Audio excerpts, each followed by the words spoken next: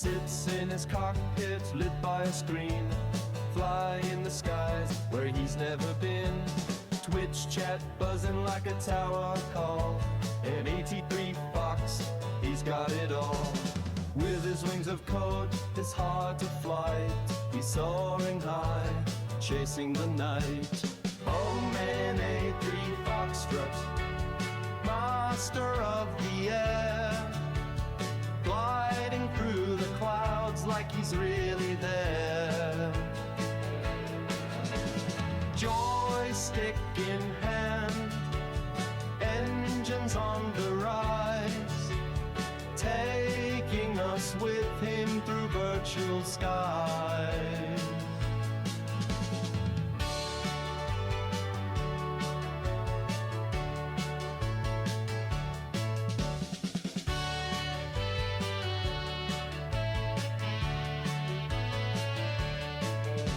From Cessnas to jets, he pilots them all. A captain of pixels, he answers the call. He loops, he banks, he dives with grace. The sky's his stage, his cockpit's the place.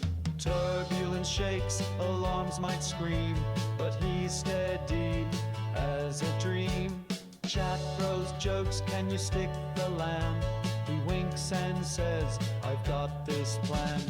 Oh, and an A3 Foxtrot, master of the air, gliding through the clouds like he's really there. Joystick in hand, engines on the rise, taking us with him through virtual skies.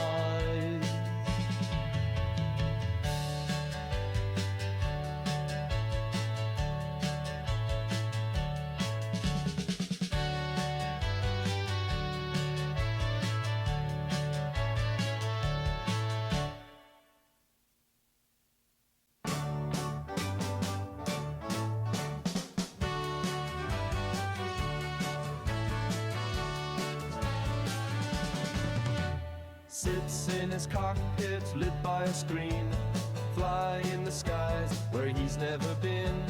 Twitch chat buzzing like a tower call, an 83 Fox, he's got it all. With his wings of code, his heart of flight, he's soaring high, chasing the night. Oh man, A3 Foxtrot, master of the air, gliding through the clouds like he's really there. Joystick in hand, engines on the rise, taking us with him through virtual skies.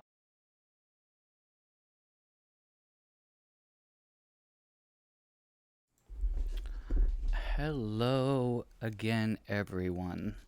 Michael here with Felicity, November 8033 Fox, a Cessna flight training device that I built right here at home.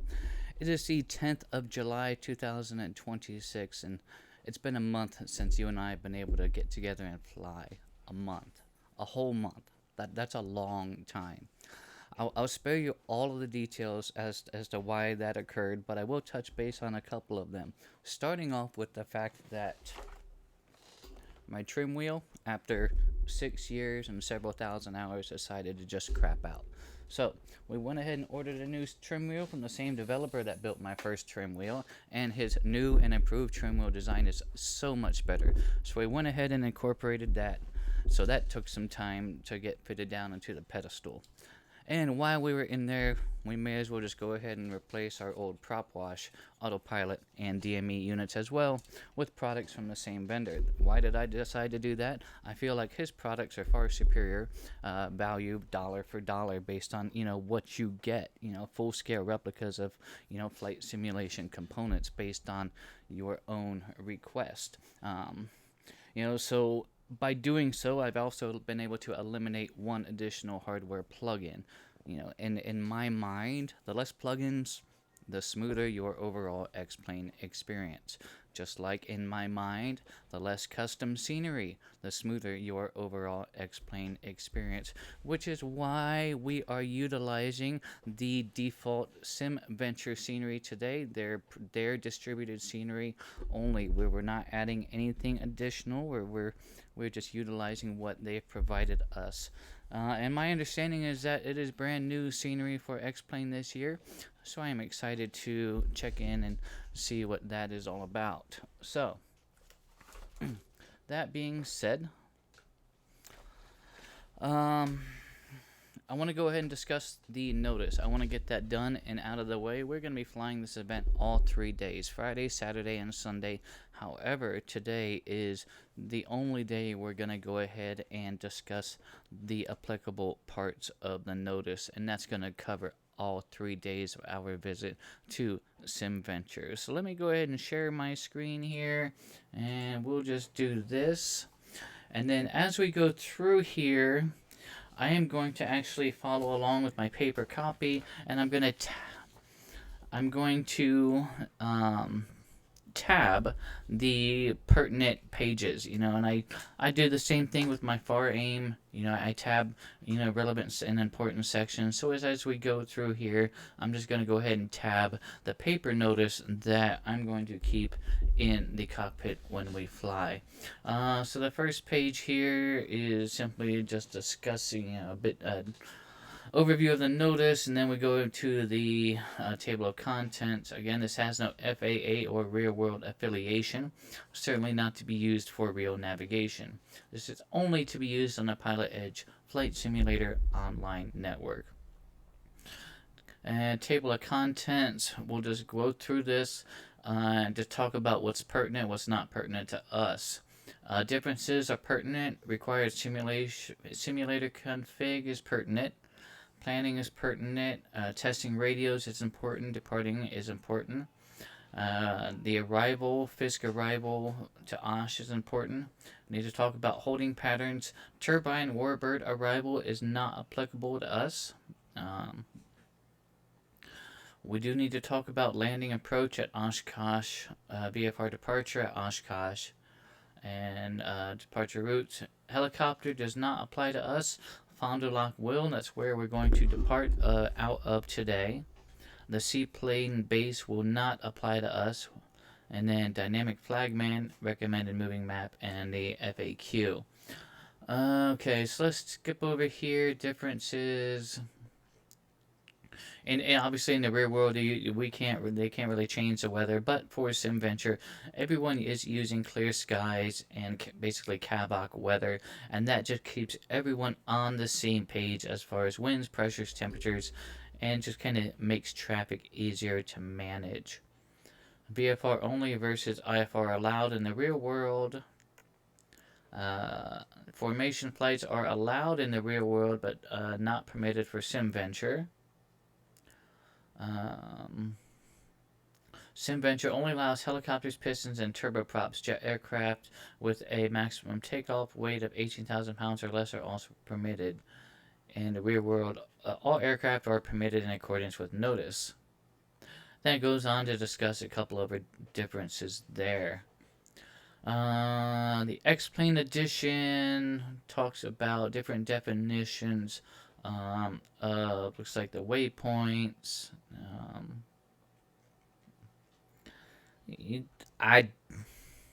If you really wanted to know what Ripon was, it's a town in Wisconsin. Pilotedge was nice enough to tell you that Ripon is a town in Wisconsin. Let's see, all altitudes in this notice are mean sea level. Bit of the overview. Okay, a lot of this stuff is review from last year. I'll be honest. A lot of it is, actually, I'll be honest, even more. There are no changes from last year to this year at all. But I don't feel like I'm doing my due diligence as a PIC if I don't actually review the current year's notice, even though I know there's really no difference from last year. Talks about flight simulator configuration. World objects must be set to low or better to see. And the reason for that, and that's an X-plane thing, and they do that to help balance, what you're able to fly versus what you're able to see. SimVenture is a very heavy scenery pack, and it's a very loaded with objects, and they go through and then they determine, okay, these objects exist in the real world, but do they need to see them in SimVenture? So they might set them up to a medium setting versus a low setting, things like that. So that low or better, if you're on low, you're going to see everything you need for the event. If you're on medium or higher, you might see more than you need, but you're going to see everything you need. X-Plane 11 users, runways follow terrain contours. It is very important you have that checked. If you don't want to get launched to Mars when you land on runway 27, you really want to make sure that runway follow terrain contours is checked. Pre-flight and flight planning. Okay, we talked about some of that stuff, strictly VFR. Our flight plan is already filed.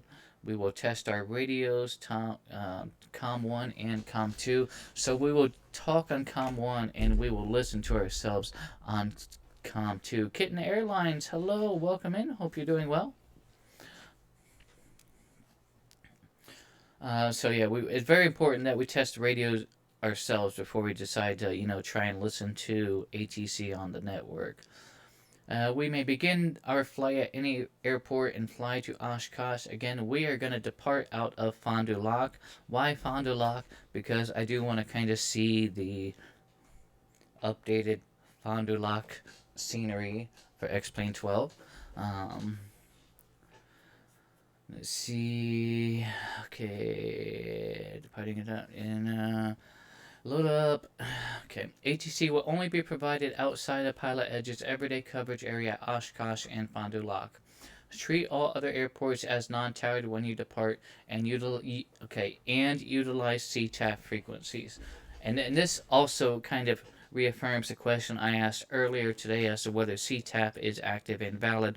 And it does look like the technology and everything is it's available, and I learned this as well, but you can fly on the Pilotedge network with a couple friends in a group flight and be out of their coverage area and still be able to talk to each other on CTAF or, whatever sort of fingers channel you might decide. And I didn't know that.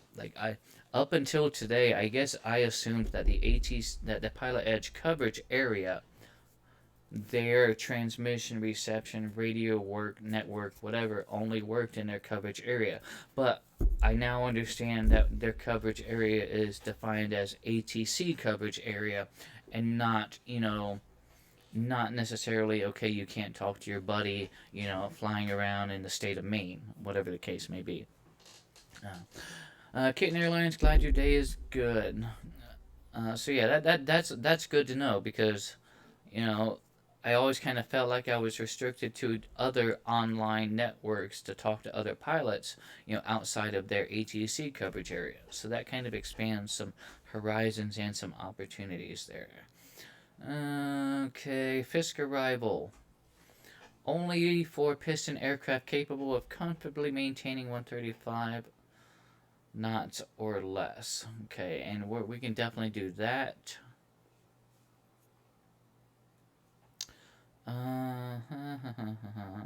Okay. Checklist as you approach Oshkosh. Listen to ATIS 125.9. Note the end-use runways. This should be done at least 60 miles from Osh, or immediately after departure. So what that means is once we are airborne, once what that means is even on the ground, I am going to tune the 125.9 ATIS on standby in COM 2. And then, once we're up in the air, I can just swap that over to active. And as soon as we can hear that, the better. All exterior aircraft lights are on, so I'm going to assume that's to include navigation lights, strobe lights, landing light, and taxi light if applicable. Okay, and monitor Fisk approach on 120.7. Okay. So we'll monitor Fisk approach after we leave the Fond du Lac airport environment. Approaching transition, let's see. Approaching the designated transition at 90 knots and 1800 feet. Aircraft unable to maintain 90 knots shall use 135 and 2300 feet. So that's 500 feet of vertical separation. Now, I will tell you, a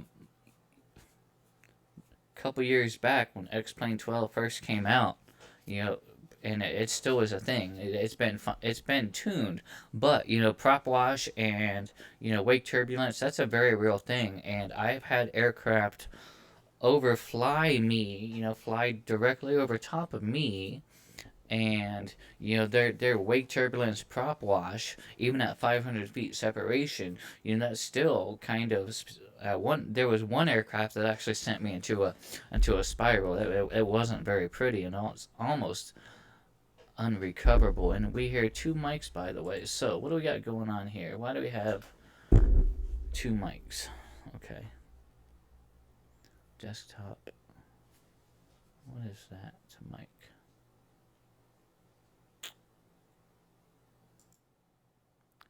I have no idea what that microphone was. How is that? Hopefully that's a bit better.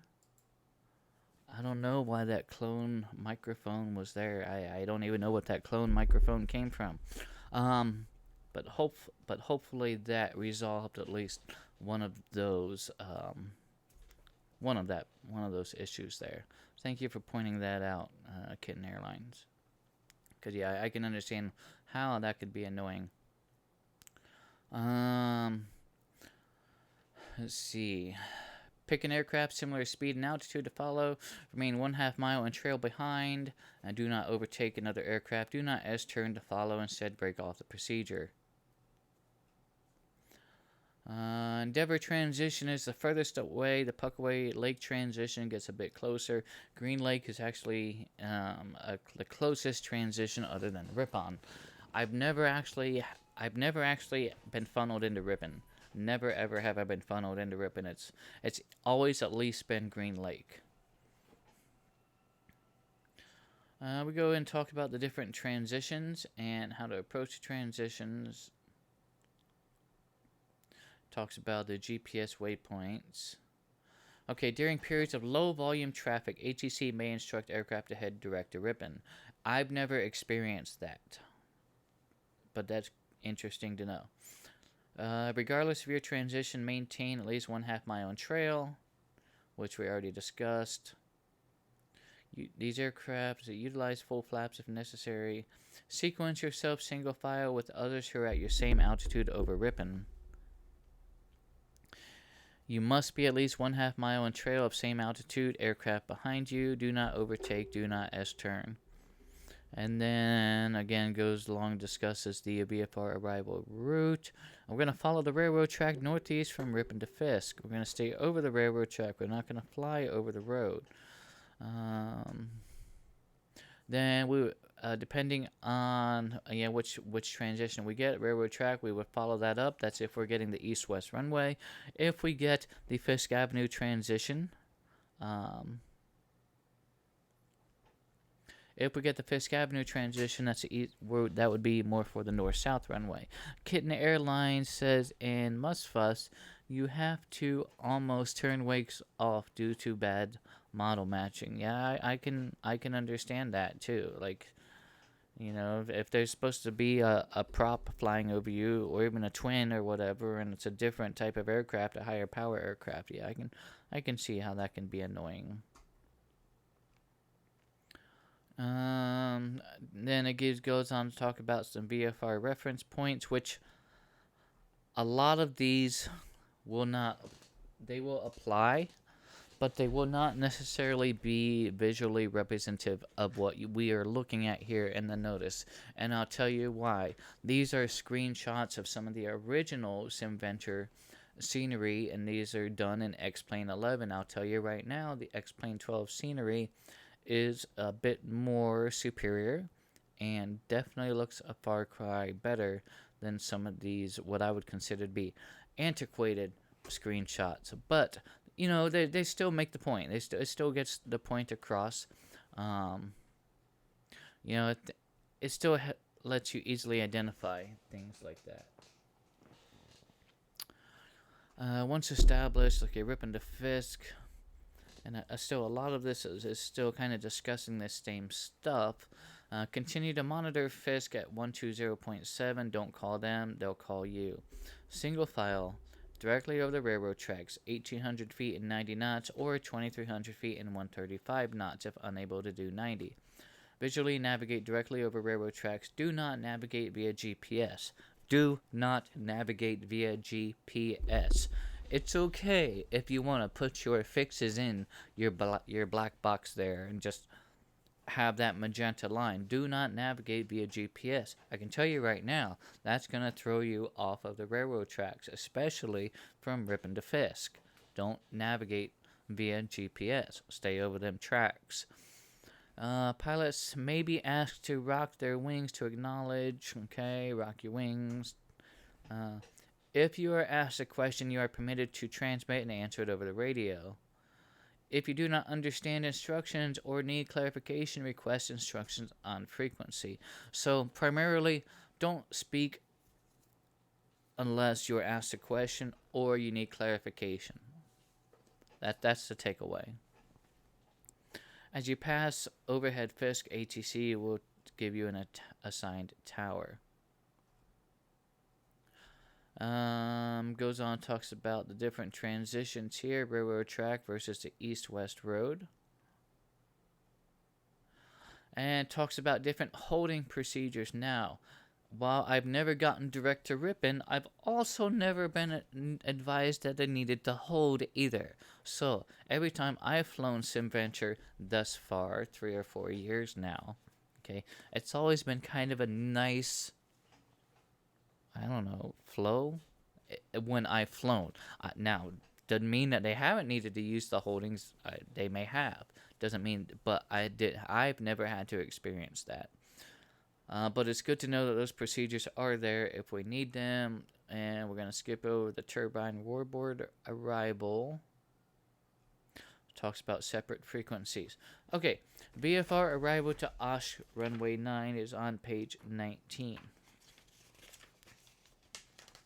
This is where I'm going to use tabs to tab my notice here so that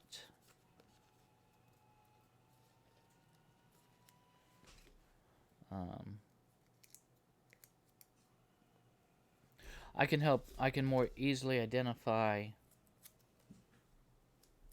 the pages that I need to go to.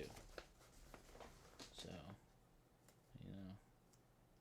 we can just call this one runway 9. Okay. And then if we're runway 9, it's kind of like a 45 degree off of the railroad tracks into runway 9.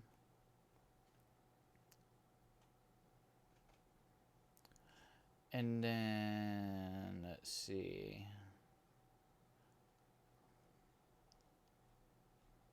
Runway 27 is going to be over the gravel pit for a right-hand downwind.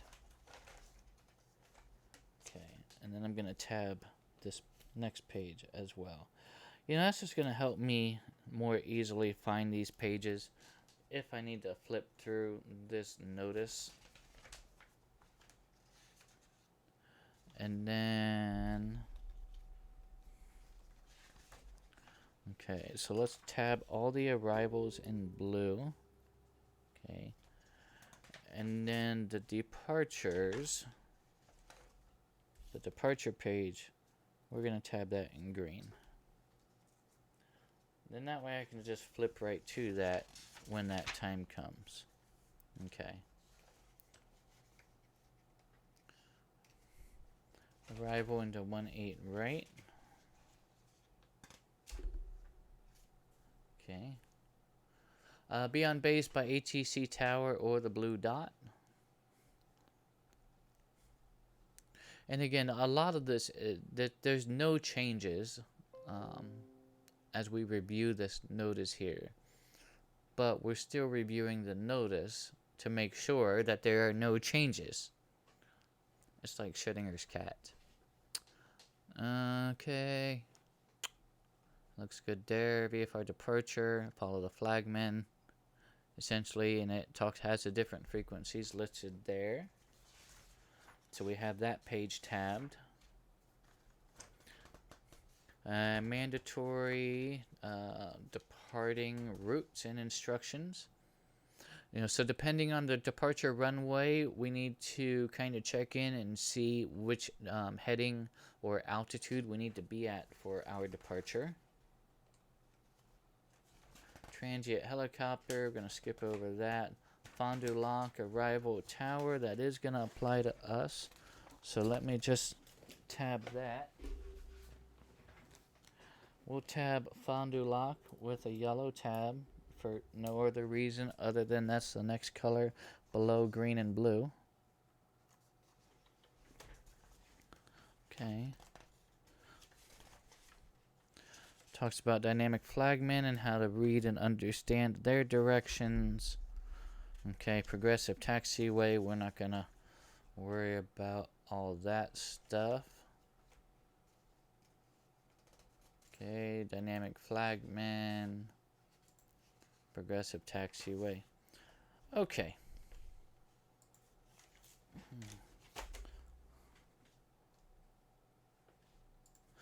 All right. So yeah, that's basically the notice in a nutshell. Again, it was essentially a repeat from last year. We're gonna bring this into the airplane with us, and I think we're actually ready to go. Now, again, it's been a month since you and I have flown, so we are gonna need to do a walk around. We're gonna make sure that all the flight controls work. Ailerons, rotors, we gotta go through all that stuff before we depart. I also need to apologize about the over brightness of the gauge panel. Again, during some of this past month, I needed to add another USB controller to the Master X-Plane PC, but in order to do that, I needed to make room in the case, and so I essentially needed to combine two NVIDIA GT 1070 graphics cards into one card. So I ended up getting a new graphics card that allows me to connect the four displays into the one low profile card, but the caveat is I can't doesn't seem to let me use NVIDIA's brightness adjuster software wise to adjust the brightness. So I'm gonna have to either go in there and either put like a film sheet or use the built-in monitor settings to adjust the brightness of our steam gauge panel. So other than that, I think everything else is worked out from the rebuild over the last semi-rebuild and PMI and maintenance over the last month. So we should be good to go. I've done a couple of different practice flights, so all of the hardware should be functional, responsive, so we shouldn't have any problems whatsoever, I hope. So all of that being said, let's head on over to the aircraft, and I will meet you there momentarily. I'll see you there.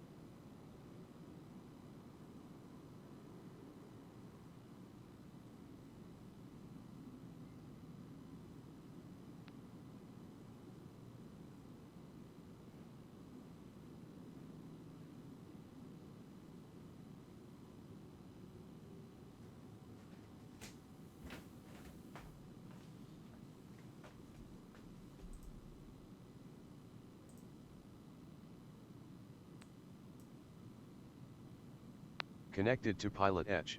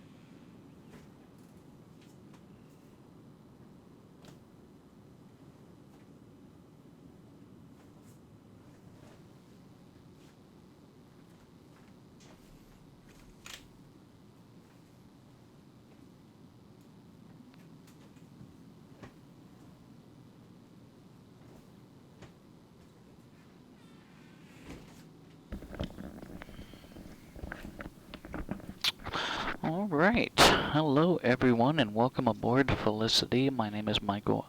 I will be your pilot today from Fond Du Lac up to SimVenture, Oshkosh. So welcome on in. It has been a while since we have flown. Our bird has been sitting here for a minute, so we do need to give her a good thorough walk around and make sure everything is good to go. So, let's go ahead and let's see. Let's get our master on.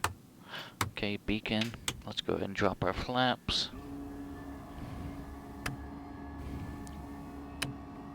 Okay. All right, here we go. Our baggage door looks secure there.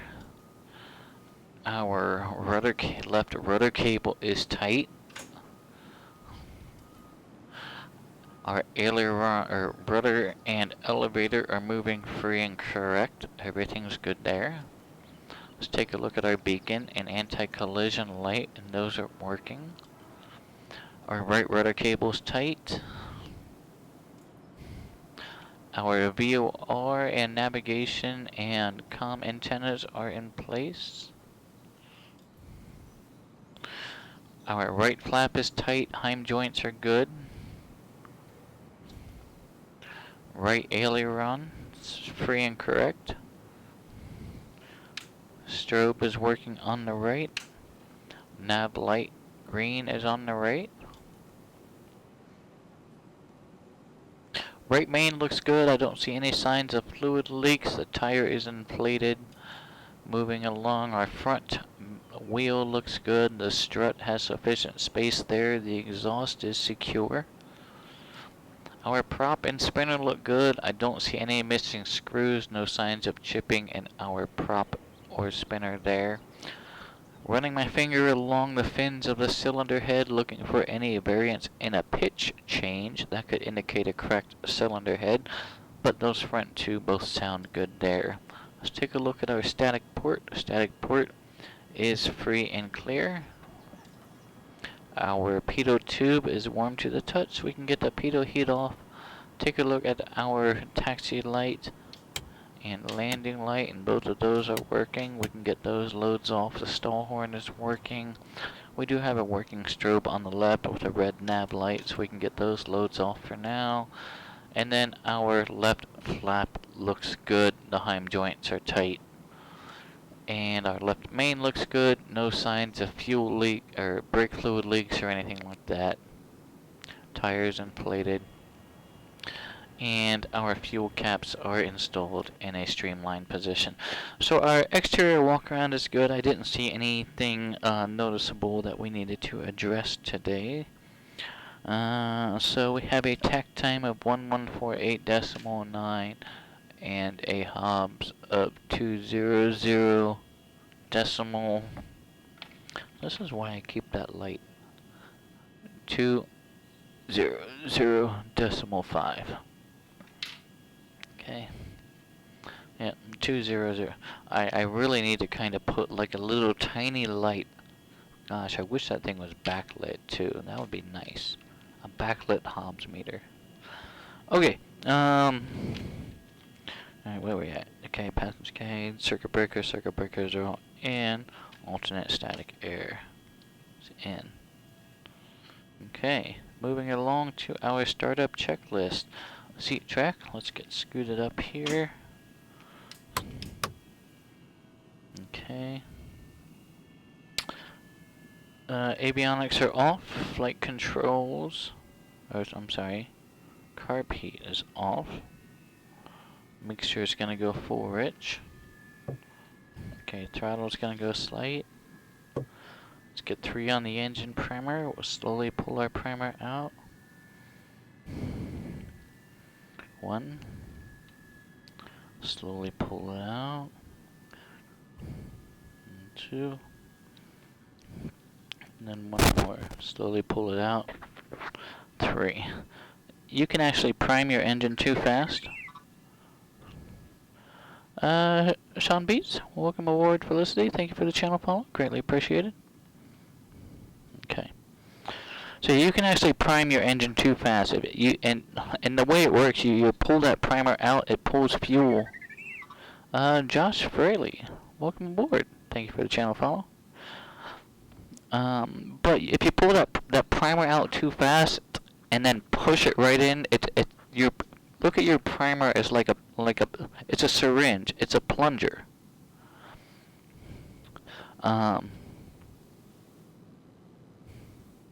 So you can actually aerate your fuel by pulling out and pushing it in too fast. Just keep that in mind. Pull it out, let fuel fill up that fuel bowl behind the primer there, and then shove it right down in the carburetor. Okay. That's good. Brakes are on. I need to step out and do one thing before I get this prop in front of me spinning. I just need to adjust the volume settings so that I can hear a couple of things, and I will be right back with you all. And then we'll get our things started up here.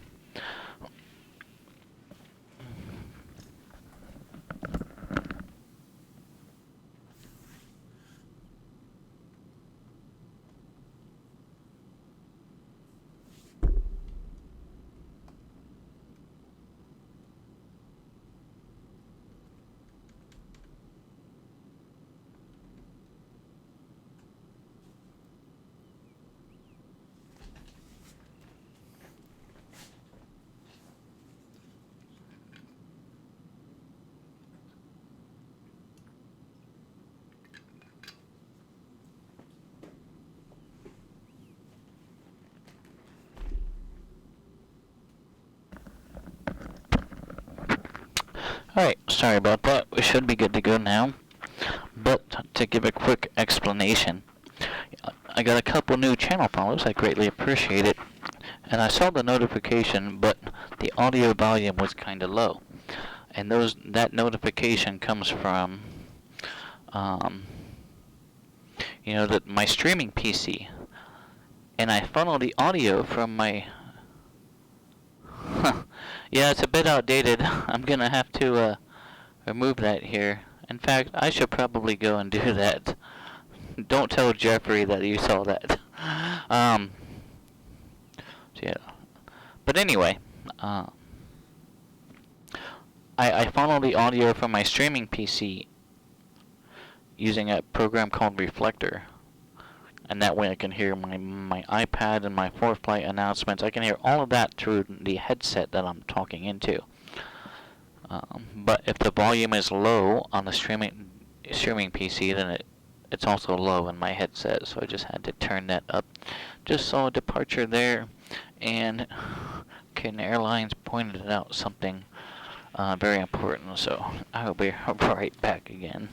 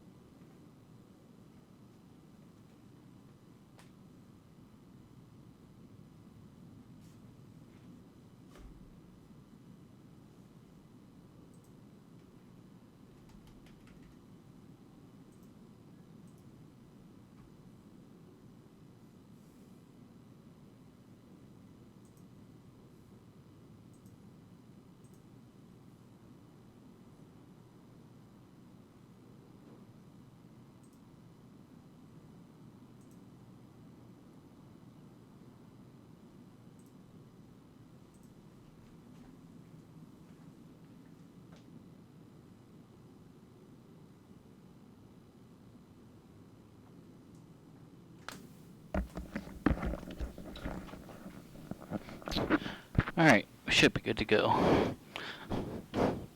I got that message disabled for the time being, because, yeah, that was actually last month, and that was actually the last stream I've actually been able to do. So, thank you for pointing that out. Where are we at here? Okay. Prime. Alright, let's make sure that we're clear prop. Let's take a look out the left and make sure that we are clear out the left there. That looks good. Clear right. Okay, that looks good. Then clear front. Alright, master's gonna go on. Beacon. Okay, make sure, here we go. Mags to start.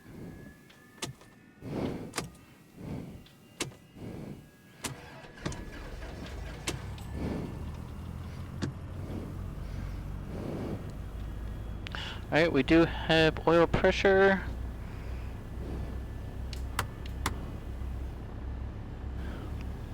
RPM's in the green.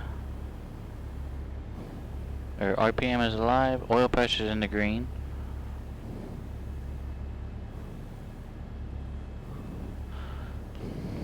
Okay.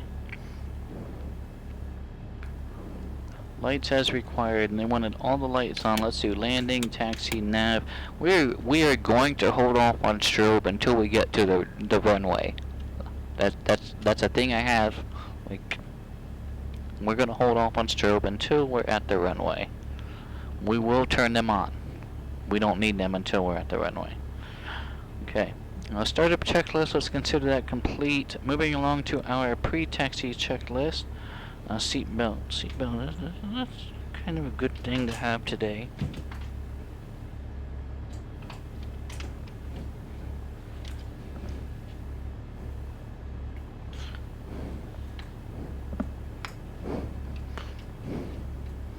Oop.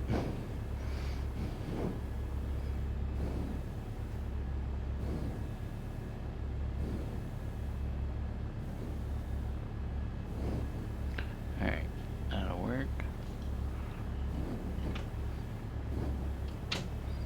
Okay, feels good there. Seatbelt's on. Okay, got the notice there. Checklist here. Okay, seatbelts. Flaps. Flaps going up. Flaps up on the left. Flaps up on the right. Okay, that's good. Avionics going on. Bus 1, bus 2.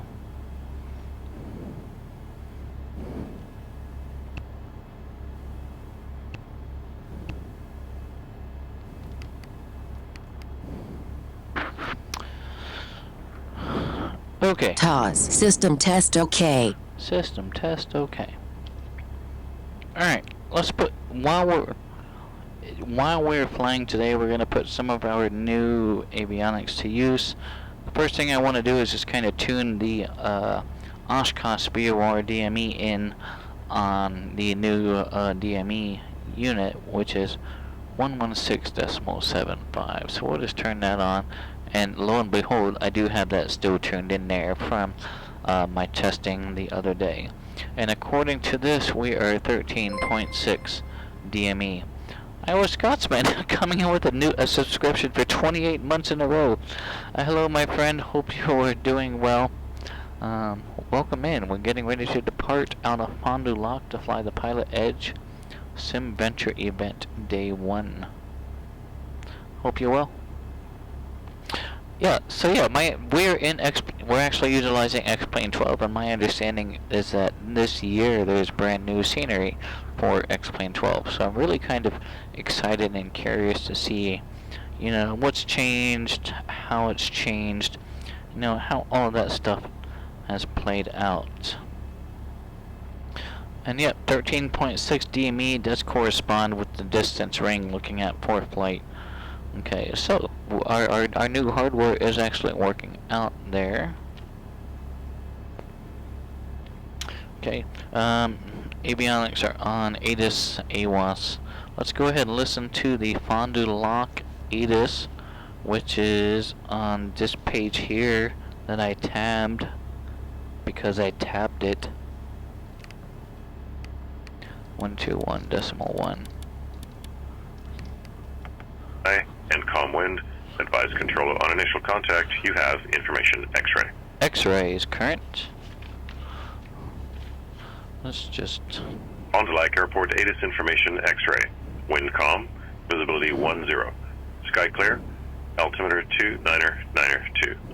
Temporary ATC procedures are in effect. Refer to page 26 of the NOTAM. Landing and departing runway 36, runway 927 is closed. All arrivals contact tower on 120.4. Departures contact ground on 121.85 prior to leaving the ramp. All pilots must have their simulator weather set to clear sky and calm wind. Advise control on initial contact. You have information X-ray. X-ray is current at Fond Du Lac, and that's where we're at currently. Fond Du Lac Airport ATIS information X-ray. Wind calm. Visibility 10. Wind is calm, imagine that. Visibility is 10, imagine that. That's what we have set up here. Okay, so I started improving Fond Du Lac. I got somewhat through it. Like I got the main ramp done and the terminals and hangars on the main ramp. There's still some stuff on the south side and over on the west side and on the north side that I need to work on for next year. But there's still some significant improvement at Fond Du Lac for this year's event as well. I mean, from what I can tell, it looks like they've made some changes. It looks really good, and I'm sure they'll continue those changes throughout the year so that next year's event scenery looks even better than this year's. Okay, so we got ground frequency, and then let's go ahead and get tower frequency for Fond Du Lac on standby 120.4, 12185, okay, 120.4, okay. 1211, so we have ATIS X-ray. Alright, and then the arrival ATIS.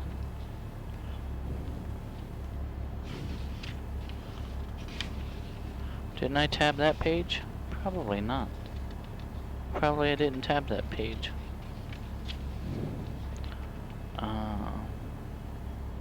120.7, 125.9.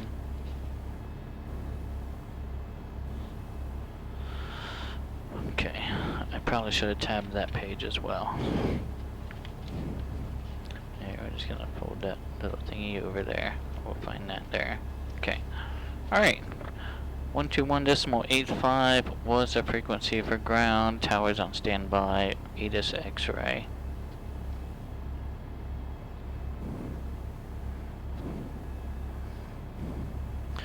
Fond Du Lac ground. Skyhawk 8033 Foxtrot. Terminal ramp request taxi. VFR departure to the north. ATIS X-ray. 8033 Foxtrot, Fond Du Lac ground. Good afternoon. Runway 36. Taxi via Alpha. 36 via Alpha, 8033 Fox.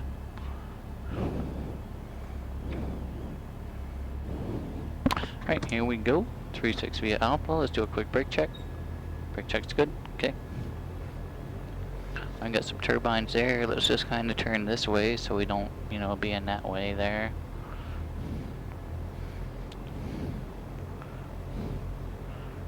Oh, got this wild man on this baggage cart over here. Kamikaze fuel truck driver over here. Let's just scoot over here. Find this taxiway.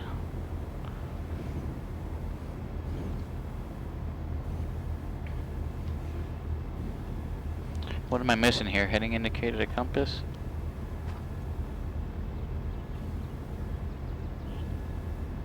Yeah. Looks better. We'll go down here where we'll do a run-up.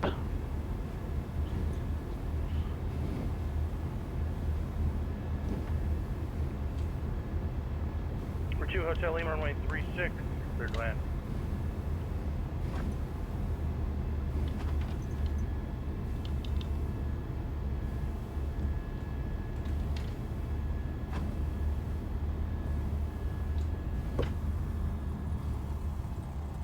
Alright, so we got traffic coming in to land. 164 Bravo, Fond Du Lac Tower, hello, enter left midfield downwind, runway 3. That'll give us enough to do a quick run up here.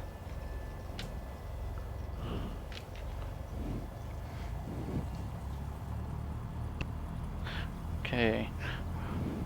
Brakes, fuels on both, trim. Set for takeoff. Flight controls down on the right, up on the left. We'll run through a box pattern, down on the left, up on the right. That feels good there. Okay. Mixtures in for best power. Primers in and locked. Let's go 1600 RPM. Let's hold those brakes maximum. Hold it. Okay. Left mag, there's an RPM drop. Back to both. Right mag, there's a drop. Back to both. Carb heat. There's a drop. Bring that power all the way back. Let's make sure we can idle. Carb heat on. That's good there. Okay. Back up to 1500. Kill that carb heat. Brings back up to 1600. Suction is in the green. Oil pressure and oil temperature look good. We have got good fuel flow. Okay. Everything else looks good. Let's go ahead and idle back here. What advice do you have for setting and maintaining a taxi speed? That's a very good question. We're 28 Golf, make right 360. Right 360, 8 Golf. Fond Du Lac Tower, Skyhawk 803 Foxtrot, holding short, runway 36. For 8033 Foxtrot, Fond Du Lac Tower, straight out, departure approved, runway 36, clear for takeoff. Clear takeoff 36, 8033 Fox. Strobes on. Approaching runway 36. See, now I can Entered get runway 36. 5,900 feet remaining. Fourth flight enunciations are much better now that I turned the volume up on the other PC. All it does is reflect the volume and the transmissions from one PC to the other. Alright, full power, rudder for center. 60. 70, airspeed's coming alive, instruments are in the green. Alright, let's go ahead and rotate. Positive rate. Maintain center line over the runway, let's climb out at 80. Target altitude as we head towards transition is going to be 4,500 feet. Number 64 Bravo, runway 36, clear to land. 36, clear to land, November 64 Bravo.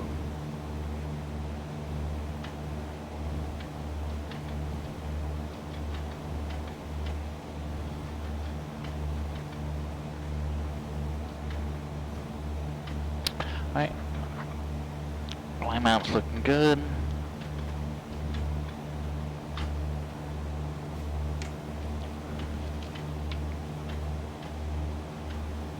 Fond Du Lac Tower, Cessna, citation November 522 Fox for 10 north, 3,500. Yeah, I should have tabbed that page. 52 Foxtrot, Fond Du Lac Tower, enter right downwind, runway 36.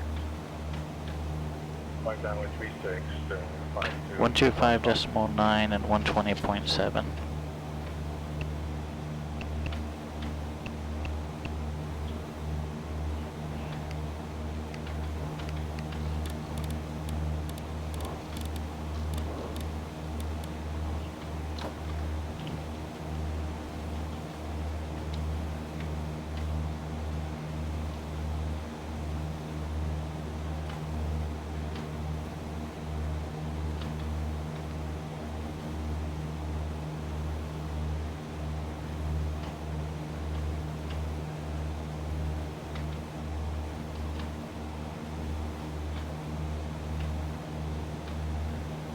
Team Busy Bee, good to see you too. It's been such a long time.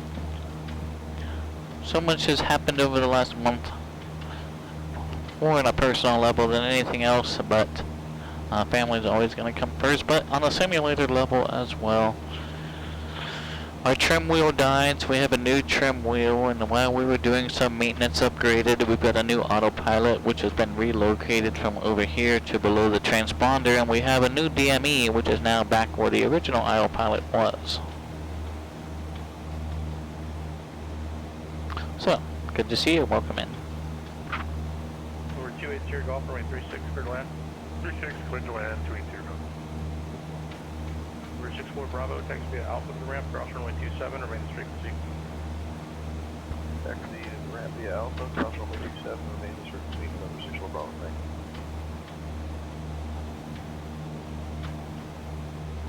Alright, let's monitor Fisk approach. We're pretty much out of that airport environment. I was just looking at my document and got that. Thanks.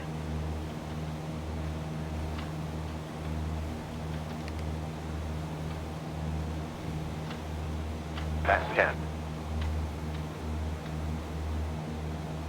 Oshkosh Davis information, wind calm, visibility 10, sky clear, altimeter 29er 2.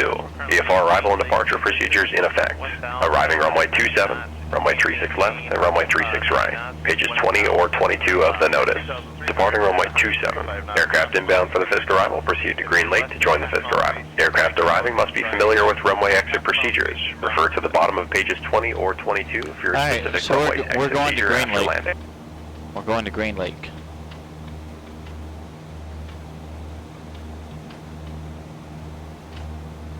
That's our transition. Okay, so it looks like they have incorporated, from what I can tell, new ground textures and new ortho scenery for SimVenture 2026. So that's cool. Kind of makes things a bit easier to identify.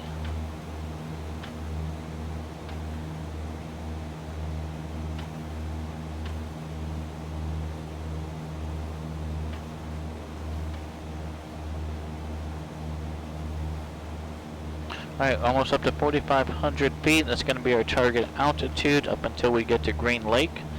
We'll have to start a descent before we get into Green Lake transition because we do need to catch the tail end of the snake about 1,800 feet, 90 knots or so.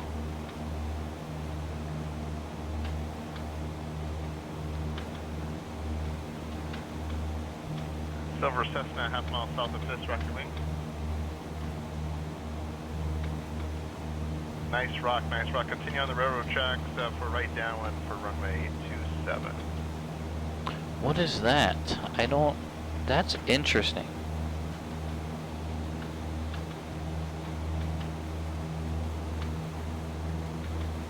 Cessna flying over Fisk. You can go to tower now, 118.5. If I didn't know any better, it's almost like the arrival is pinpointed on my ForeFlight tablet. 1,890 knots. If you can't do 90 knots, 2,300, 135 knots.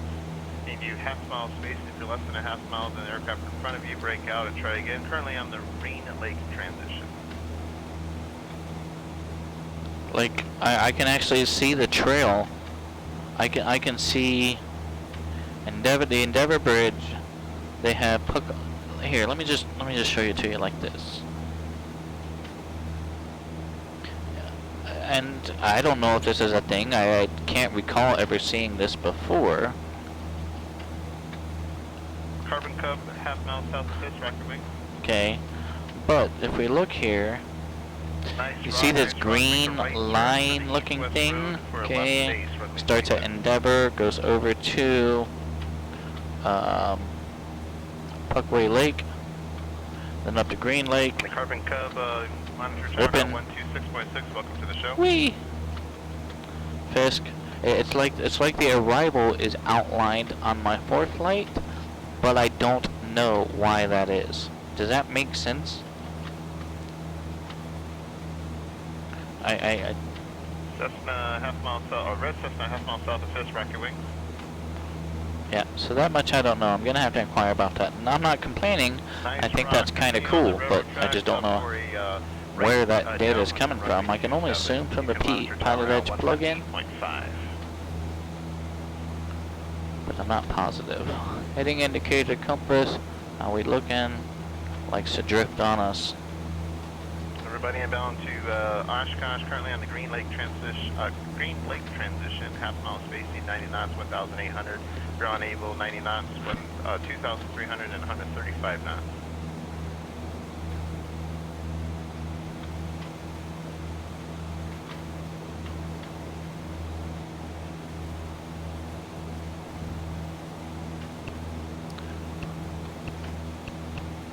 Alright, let's activate that. Red Twin Cessna, half mile south of Fisk, rocket wing. Okay. Nice rock, nice rock. Make a right turn, join the east-west road for a left base, runway 36. 271. Alright, let's see how our autopilot works.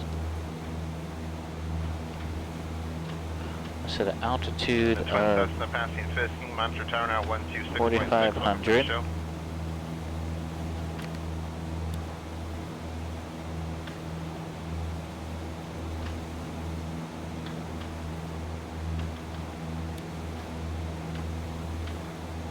There's let's see, I'm sorry, the white green Cessna, half mile south of Fisk, rocket wings.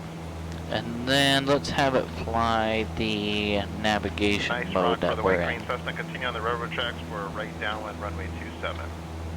The green and white Cirrus, half mile south of Fisk, make a right turn to join the east-west road for this green and white Cirrus. Okay, so it looks like our autopilot, our KAP 140 autopilot is working. The white and I've got green us on a Cessna, navigation you can hold monitor to tower on the runway Green Lake 8.5. transition Welcome to the show. and an altitude hold of 4,500 feet. Question, what model avionics am I using? The green and white Cirrus, you can monitor tower now 126.6. Welcome to the show. My audio panel comes from Real Sim Gear. Everybody inbound. The 650 and 430 currently come on the from Green Real Lake Sim Gear. transition, half mile spacing at 1,800. The transponder KAP 140 and KR62 come from SimTech, and then the G5s come from Real Sim Gear, and the steam panel I built. Okay, autopilot's working. Autopilot has us on a hold currently, 4,500 feet. Making our way to Green Lake. I'm going to step out for just a quick minute. I will be right back with you all. You are in good hands with our navigator, but I need to go and do this. Now would be a better time to do this than when we're actually on the arrival. So I will be right back.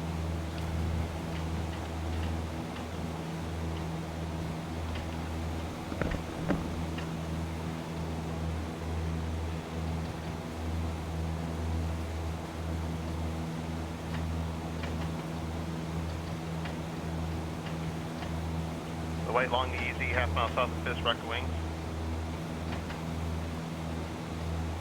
Nice rock, make a right turn, join the east-west road for a left base, runway 36.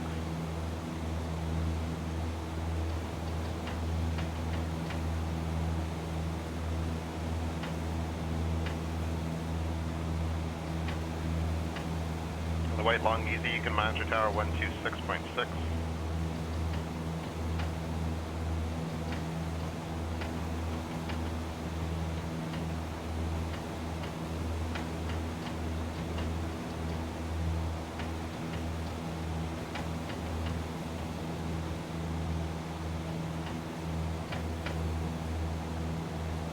White and black Cessna, half mile south of Fisk, rocket wings. Nice rock, continue on the railroad tracks for a right downwind runway 27. Thanks, you guys rock. Thanks.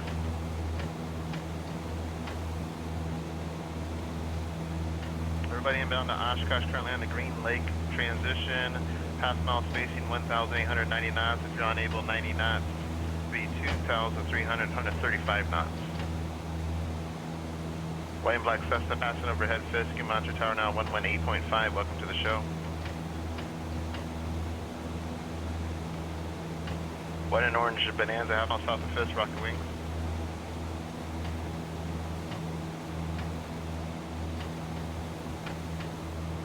Nice rock, make a right turn, join the east-west road for a left base, runway 36.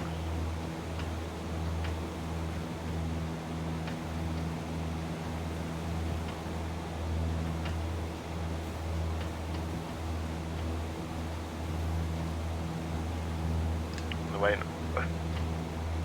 and orange Bonanza, you can mount your tower now 126.6.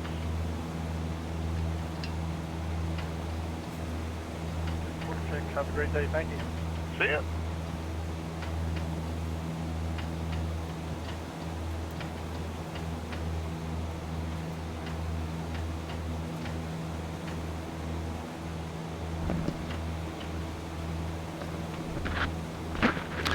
Alright. Inbound to Oshkosh on the Fisk arrival, half mile spacing 1,890 knots. I grabbed another tab so that I can tab the arrival. the Fisk arrival part.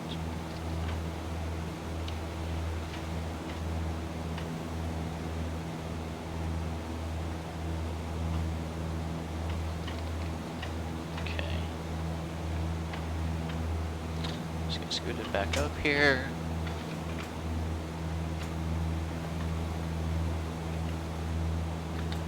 White and red, Cessna, half mile south of Fisk, rock your wings. Nice rock, continue straight ahead, following the railroad tracks for a right downwind runway 27.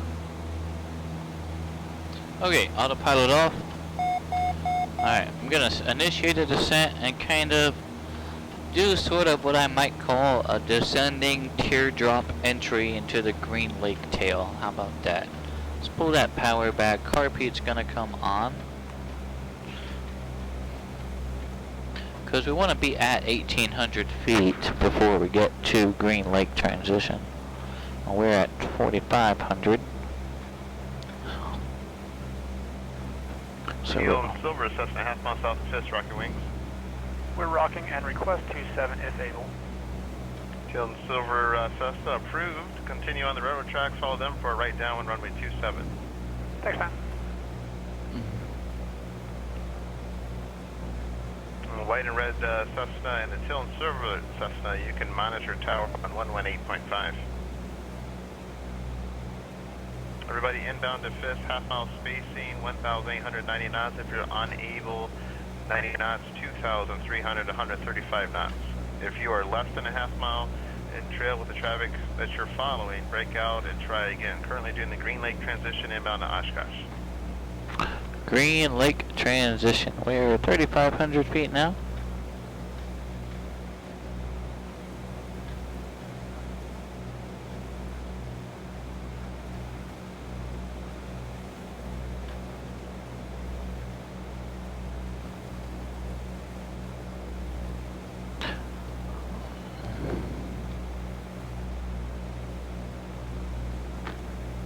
Make sure you're going 135 knots, 135 knots if you're at 2,300. Everybody needs to be half mile spacing at 90 knots at 1,800. If you're unable, 90 knots, 2,300 to 135 knots. White and blue Cirrus, half mile south of Fisk, rock your wings.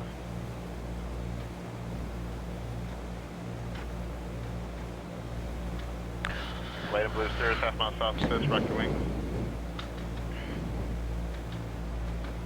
The Cirrus 79er Mike, continue straight ahead on the railroad track, Cirrus 79 Mike.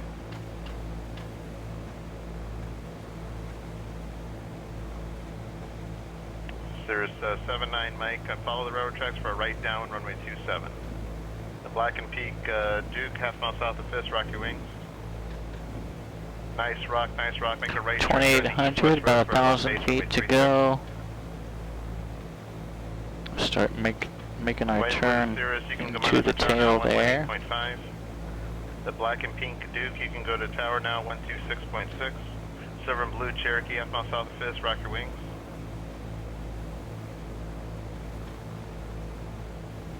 Nice rock, silver and blue Cherokee, continue on following the railroad tracks for a right down, runway 27. Half mile spacing, 1,890 knots. If you're unable, 90 knots, 2,300 and 135 knots.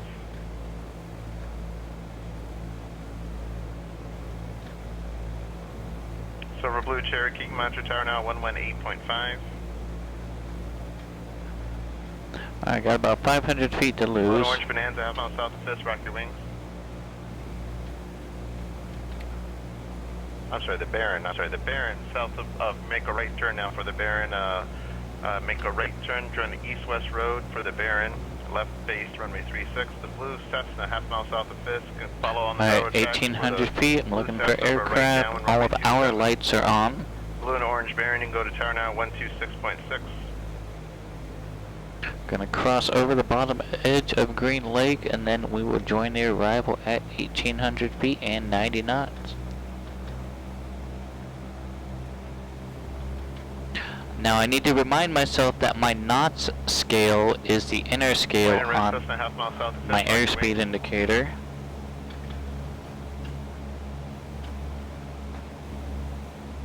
The blue Cessna over Fisk, nice rock. You can go to tower now 118.5. The white and red Cessna over Fisk, make a right turn, join the east-west road for the white and red Cessna. The white and red Cessna, 0 Sierra Bravo, start a right turn now, join the east-west road.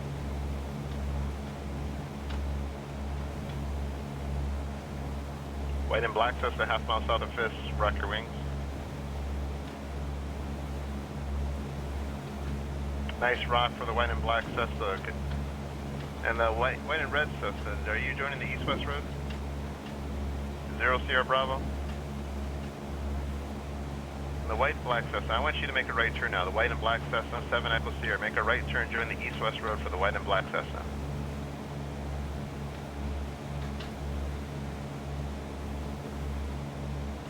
White and black Cessna, thanks for doing that. Join the east-west road for the left base, runway 36.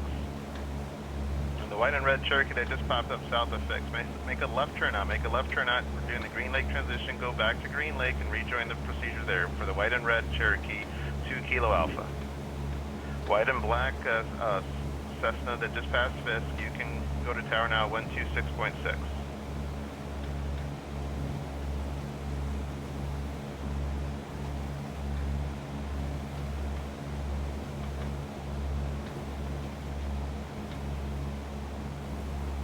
Alright, 99 to 1800 feet.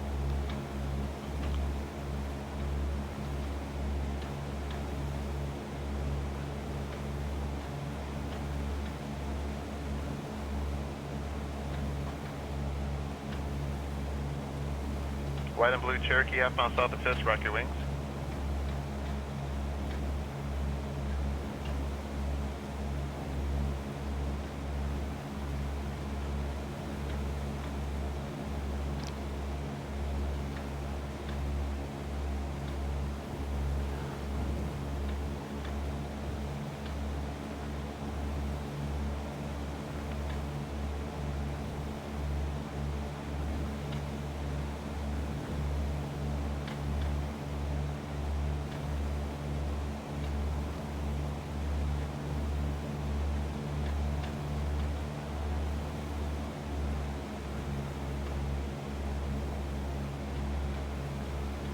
Everybody inbound to Oshkosh on the Fisk arrival, 1,890 knots. If you're unable 90 knots, 2,300 and 135 knots. Half mile spacing. If you're unable to do half mile spacing with aircraft in front, break out, try again. Currently on the Green Lake transition. Green Lake transition.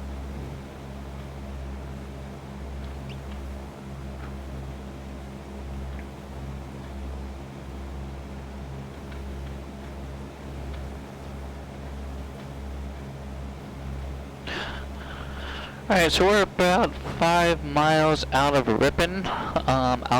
Ripon, my understanding is that Ripon has also been redone for X-Plane 12. There's the VFR footprint apparently is a bit better than it's been. I'm not sure yet, but that's my understanding. White and red Cessna about a mile south of Fisk, rock your wings.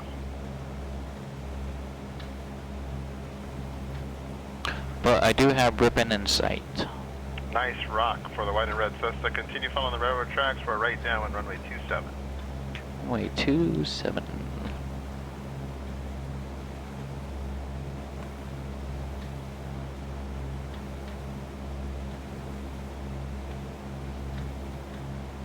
White and red Cessna over Fisk. You can monitor tower now 118.5.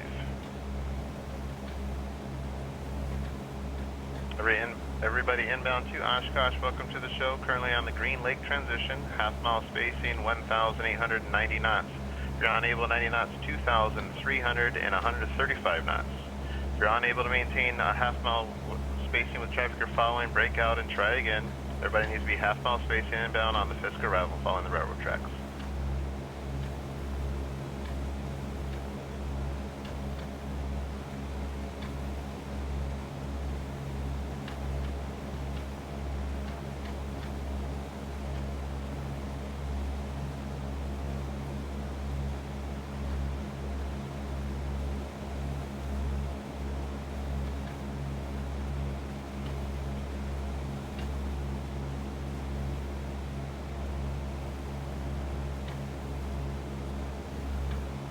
Alright, I do have a Ripon insight even better now. Man, looks good.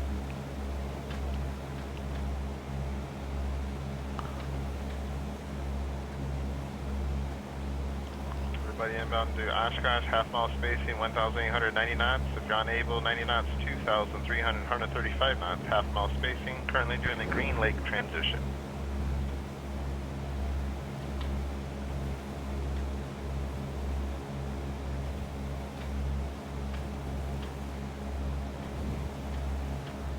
Green Lake transition. White and blue Cessna, half mile south of Fisk, rock your wings. White and blue Cessna's nice rock, continue straight ahead, following the railroad tracks for a right downwind for runway 27 for the white and blue Cessna.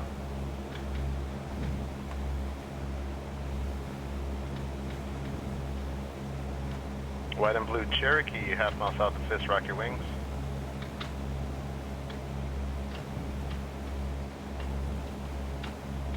White and blue Cherokee, nice rock, make a right turn, join the east-west road for the white and blue Cherokee for a left base, runway 36. The white and blue Cessna, you can monitor tower now, 118.5. The white and blue Cherokee, you can monitor tower, 126.6, welcome to the show.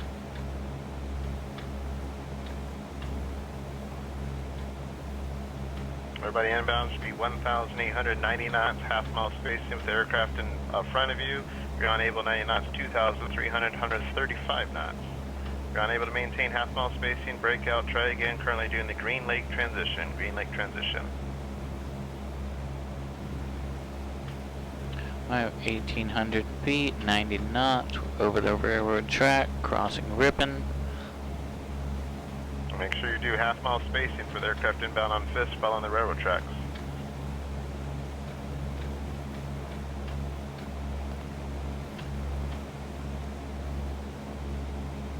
Aircraft coming up on Fisk now, you're a little close.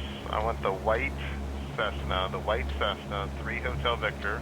Start a right turn now for the white Cessna for the east-west road.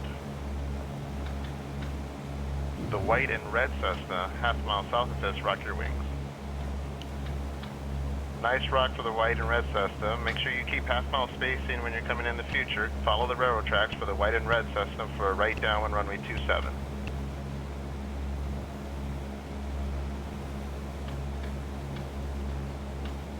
The white Cessna, you can go into 3-6, you can monitor tower 126.6.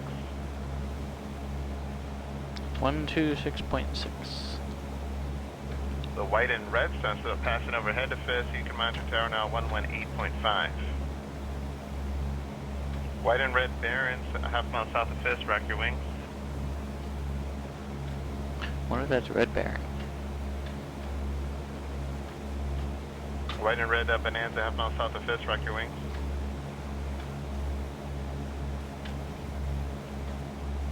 And 1 Foxtrot Sierra, if you're with me, make a right turn. There, nice rock for the 1 Foxtrot Sierra. Make a right turn, join the east-west road for 1 Foxtrot Sierra.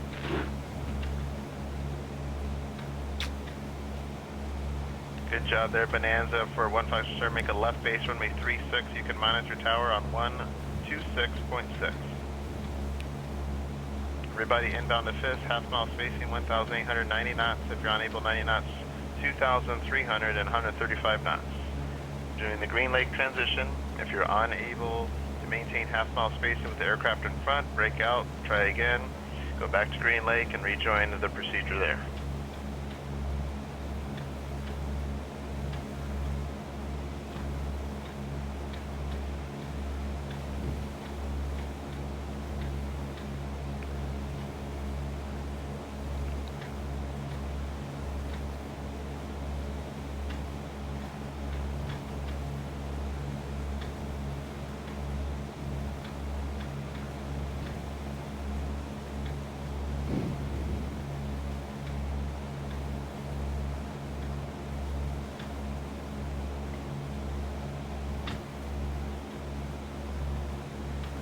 Alright, so our railroad track and road split is coming up here. We need to follow the railroad track. Everybody inbound to Oshkosh on the Fisk arrival, 1,890 knots, half mile spacing with the aircraft in front of you. If you're unable 90 knots, 2,300, 135 knots. White and black Cessna, half mile south of Fisk, rock your wings. Nice rock for the white and black Cessna. Continue following the railroad tracks for the right downwind, runway 27.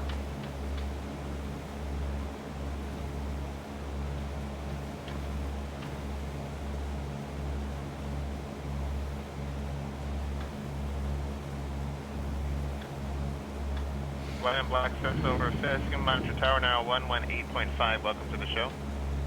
Thank you.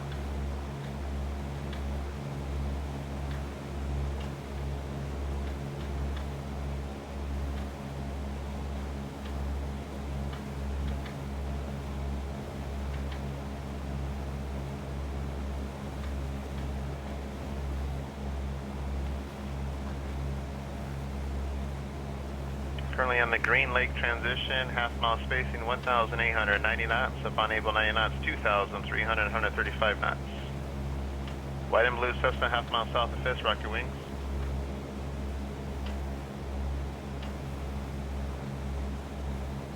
White and blue Cessna, half mile south of Fisk, rock your wings. Nice rock there for the white and blue Cessna. You can continue following the railroad tracks for the right downwind, runway 27.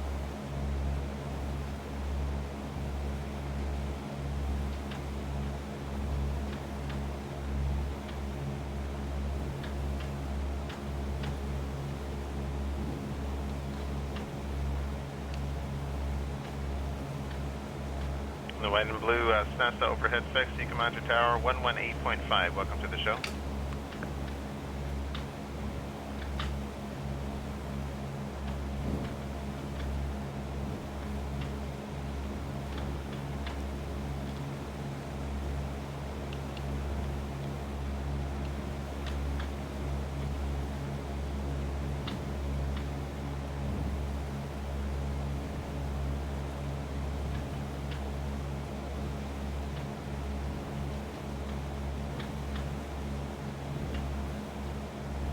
Everybody inbound to Oshkosh on the Fisk arrival, 1,890 knots, half mile spacing with the aircraft in front.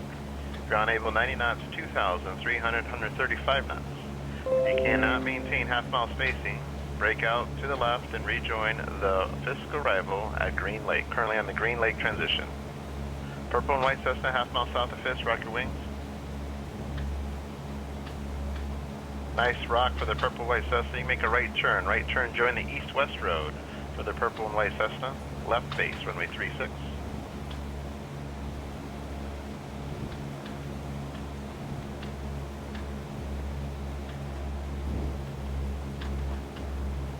Purple white Cessna, nice job. Monitor tower 126.6. Welcome to the show.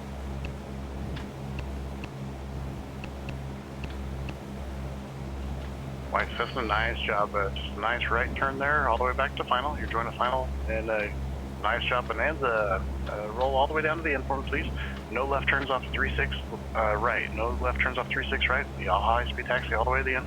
White Cessna, keep rolling. You're doing good. You rolled out on final there. Just make sure you lined up for 36 right, that skinny runway, and you're clear to land at or after the green square. Nice job, Cessna. I see you correcting back now. Clear to land at or after the green square, and that'll be a high-speed taxi all the way to the end. Well done, Bonanza. Thanks for your help. Follow the flagman. Welcome to Oshkosh.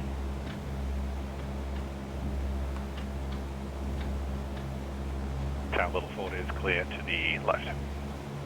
Little forward. Thank you very much.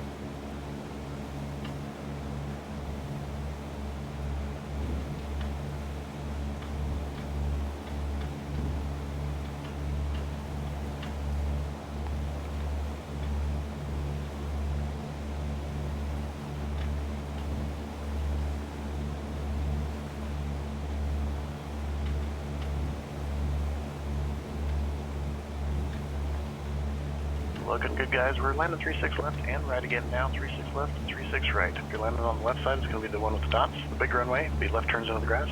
If you're landing 36 right, that's the skinny runway with the squares. And it'll be a high-speed taxi all the way to the end.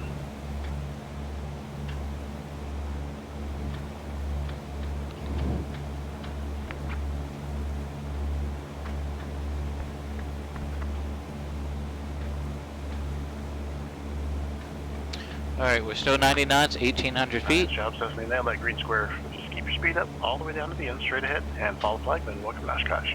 Everybody inbound over Fisk Avenue, make sure you're directly over the road at 1,890 knots. We'll pick you up by type of color once you cross over the interstate, and you can start your descent there for runway 36 left or 36 right.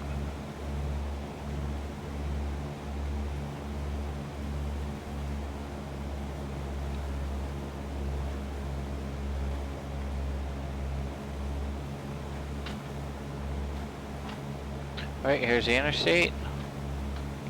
Power's gonna come back. Car repeat on. Got a purple and white Cessna over the interstate. Rocket wings for me, please.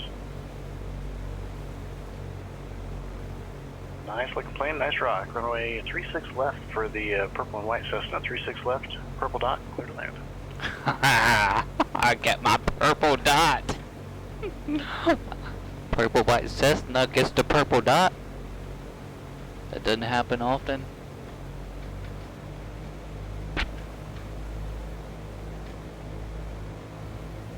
$500. Everybody landing 36 left. Be left turns into the grass, please. Left turns in the grass as soon as you can. There'll be people behind you waiting to land. 500. Right, skinny runway. There'll be a high-speed taxi all the way to the end.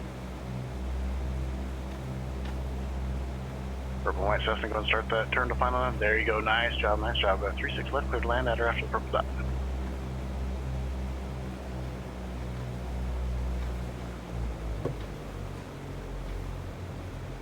Short final runway 36.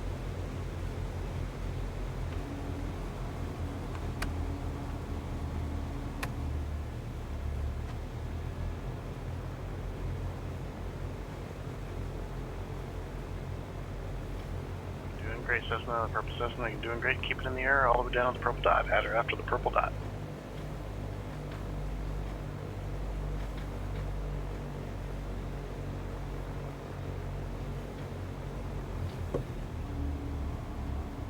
Keep it in the air, doing good, doing good. Yeah, and anywhere there you can put it down.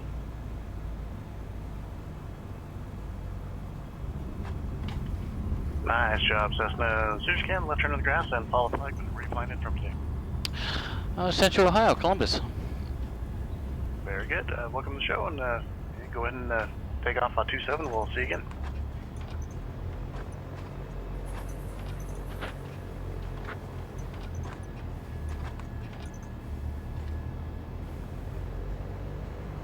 Osh Tower, blue and white, King Air, 324 Mike Delta, over Fond Du Lac on Warp Avenue at 1,890 knots. We'll pick you up by type and color over the interstate and have you. Potato and fine, welcome in. This is Oshkosh SimVenture put on by the Pilotedge Network. Welcome to the show. This is day one of SimVenture. This is a real-world replication of AirVenture, and they use the real-world air traffic controllers for this event. You said you're inbound to Oshkosh, correct? bound to Oshkosh over Fond Du Lac on the Warbird, 324 Mike Delta. You're 4 Mike Delta, roger, Port Warbird Island. Port Warbird Island. Well, that's the beauty of it. Pilotedge offers a free trial for new members. It is plenty of time to take advantage of SimVenture. A lot of money is subjective, I guess. I don't think it's a lot of money at all for the service that you receive.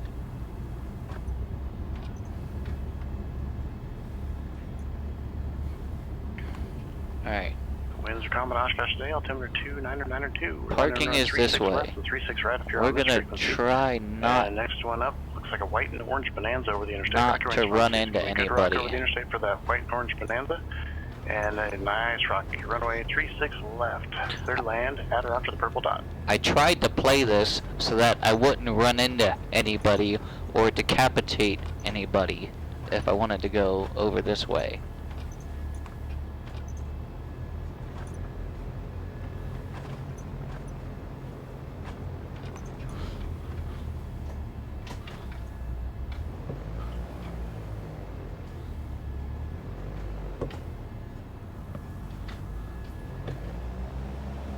Nice job, Bonanza. Just keep rolling out on the final there, at or after the Purple Alright. 9, you are clear to land. Everybody inbound over Fisk Avenue. Make sure Here you're we driving are. on Fisk Avenue. Right. I'm gonna set the parking brake. I'm gonna take a quick If you were break. 2300, go ahead and start your descent down to 1800.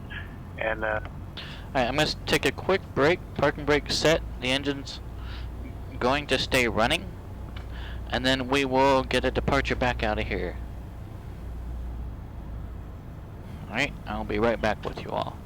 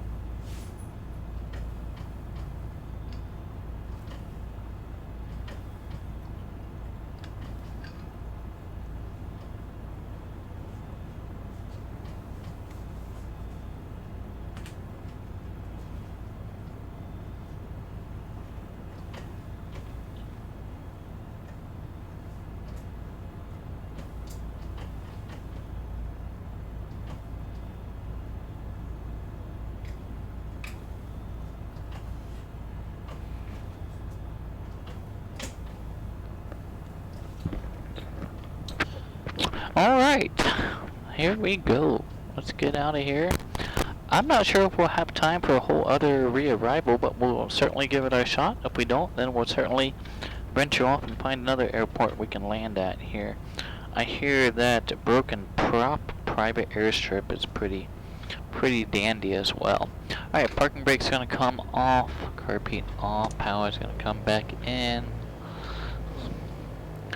Again, we're gonna try not to decapitate anybody as we make our way back through here.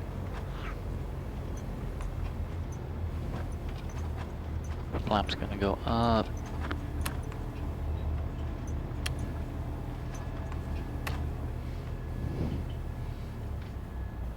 Okay, clear, clear.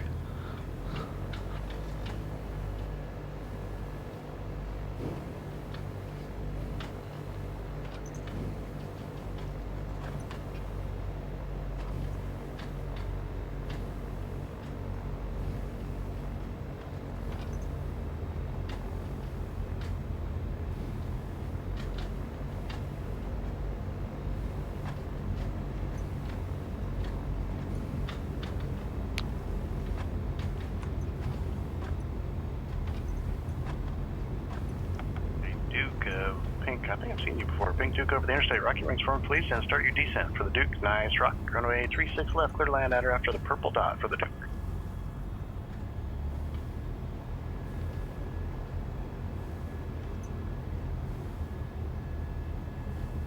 Approaching runway 05. Duke is the right. Absolutely, Duke. Change runway 36. Entered runway 05. 3,300 feet remaining. Don't turn off the runway. It'll be a high-speed taxi all the way to the end. Got a blue and orange Baron over the interstate. Rocky Rings forward, please. The blue and orange Baron, and I think I've seen you before as well. For the Baron, give me a good wing rock. Make sure you're on the frequency here. And Duke, yeah, like I said, high-speed taxi all the way to the end. Baron, go ahead and start your descent and give me a wing rock, please. For the Baron, you're going to be going to runway 36 left. Approaching runway 1331. There's Ready to Enter go runway upon reaching the runway. All 1331. pilots must set their simulators to VFR weather conditions with calm wind. Oshkosh ATIS information, Golf, wind calm, visibility 10, sky clear, altimeter 29092. VFR arrival and departure procedures in effect.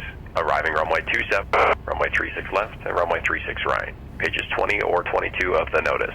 Departing runway 27. Aircraft inbound for the Fisk arrival, proceed to Green Lake to join the Fisk arrival. Aircraft arriving must be familiar with runway exit procedure. Purple dot for the Baron, clear to land. Nice job, Duke. High-speed taxi all the way to the end, and follow the flagman. Welcome, Oshkosh.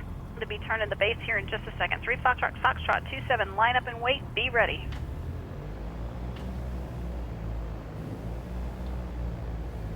Approaching runway 27. Entered runway 27. 4,700 feet remaining. Second. 33 Foxtrot, clear for takeoff. 33 Foxtrot, clear for takeoff. Departure, flight heading 270 to 360, at or below 1,300 until outside of the class Delta. Thanks for coming.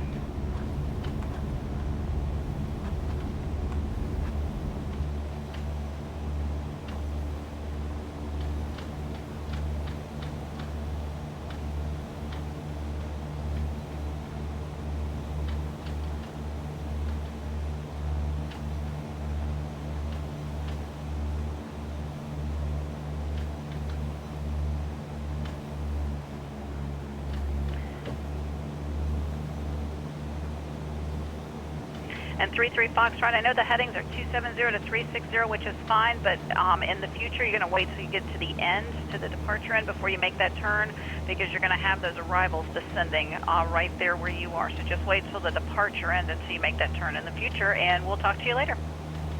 Understood. Yeah.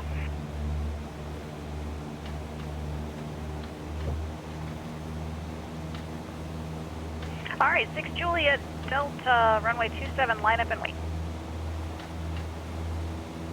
And 6 Juliet Delta, I want you to line up on the right side of the runway, on the right side of that orange dot for me. I'm going to have a Super King Air on the left side.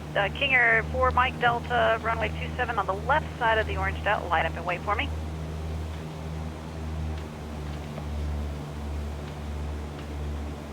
All right, 6 Juliet Delta, you are cleared for takeoff on the right side of the runway there. Not out of the Delta yet. We need to be at 4 Mike Delta, go ahead and 1300. go over to the Don't right side sing. of the runway for me now. Right side of the Don't runway, sing. line up and wait. 41 Delta, left Don't side sing. of the runway, line up and wait by that orange dot.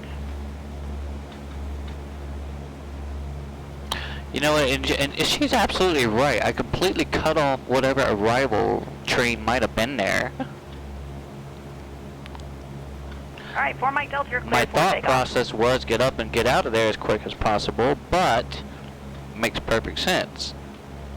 Don't sink. Don't sink. Don't sink. Yeah, that's not gonna happen again.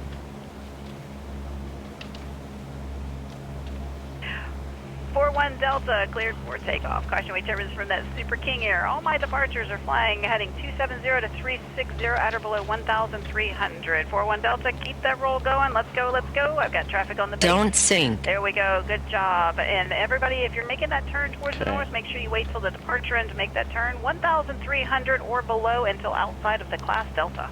So theoretically, I should have held that departure heading until we crossed back over the the dang gone interstate. The interstate. Okay.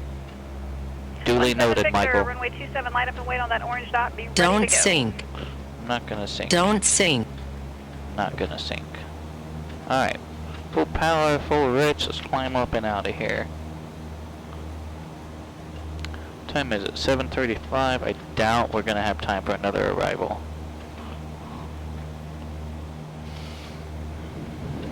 One 7 Victor, you are cleared for takeoff.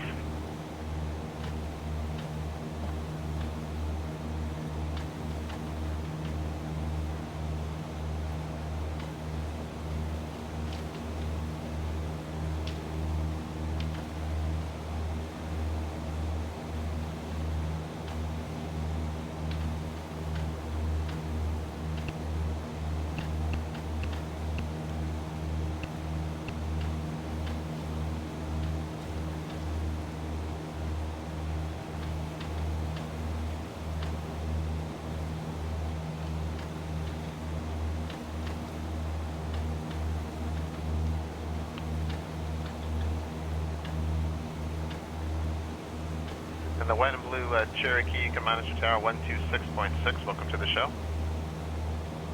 Thank you.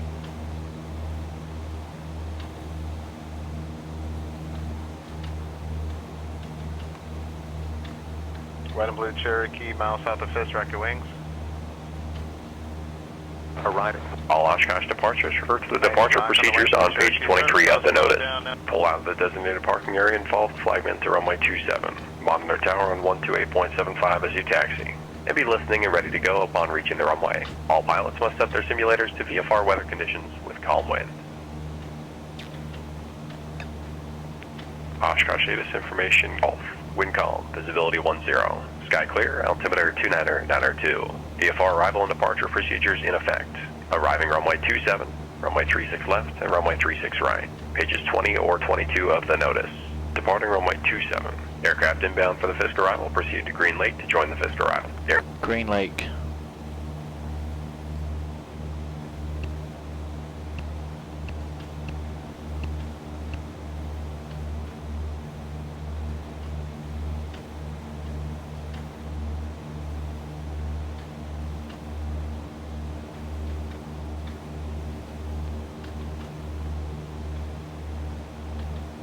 Let's get up to about 4,500 feet again. This would be a good,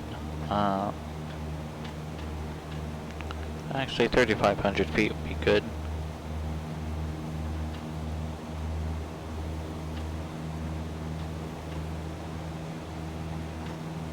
No, let's go 4,500 feet. Not 30.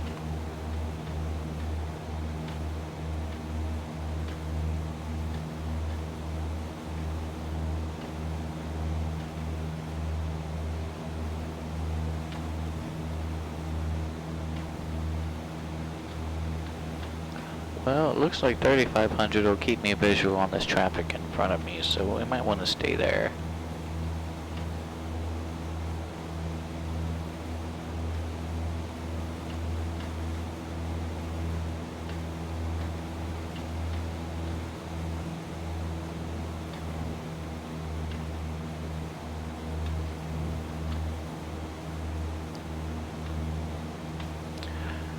Alright, I changed my mind. We're gonna go to Broken Prop and park there for the night because we're not gonna have time to circle back in for a full another arrival.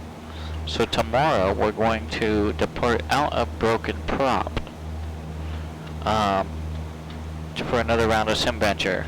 And that, again, that's gonna start at 5 p.m. and we're not going to have to spend a whole lot of time on the notice because we talked about that already today. So, from here, what time is it? 7:39. Yeah, let's go ahead and head to Broken Prop. Let's just break off the arrival here, or off of this, out of this chain.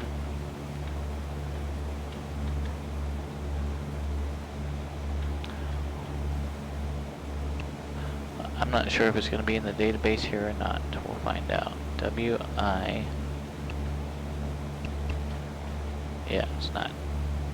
It's fine.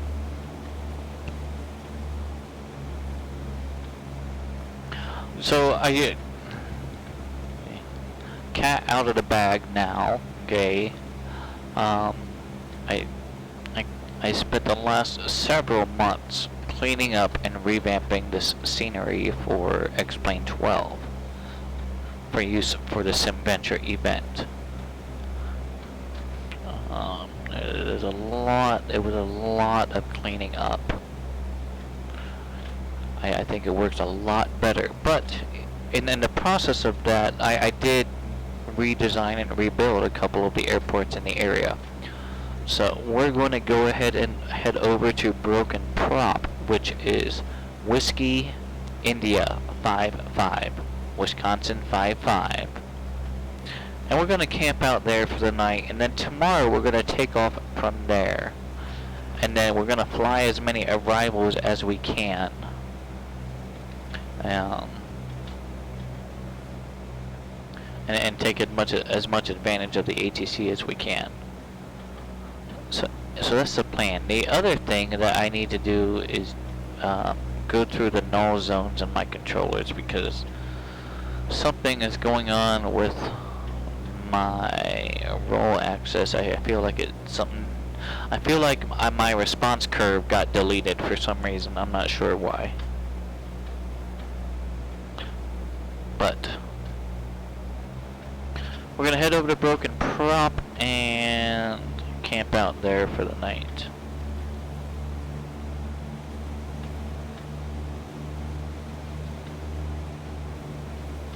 So this is the interesting. This is what a lot of people don't know. Okay, we're going to this very remote private strip. WI55. There's no published frequency. So when there's no published frequency, what do you use?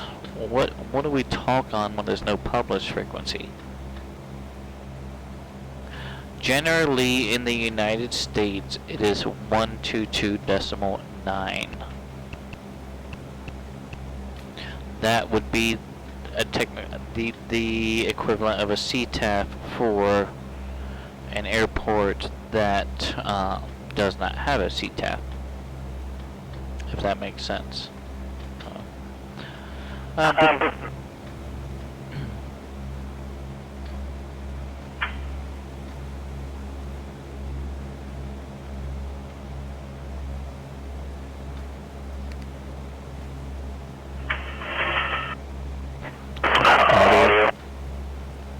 1229.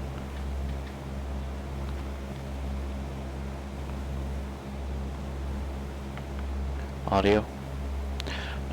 Broken Prop traffic, Skyhawk 8033 Foxtrot, about 5 miles east of the field. I'm going to be inbound to land, runway 01, Broken Prop.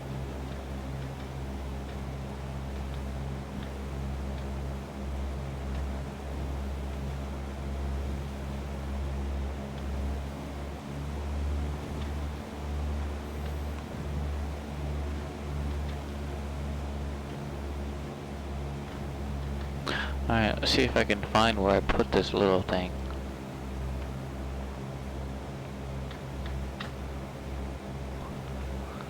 Okay, there's a river. Another river is east of the strip.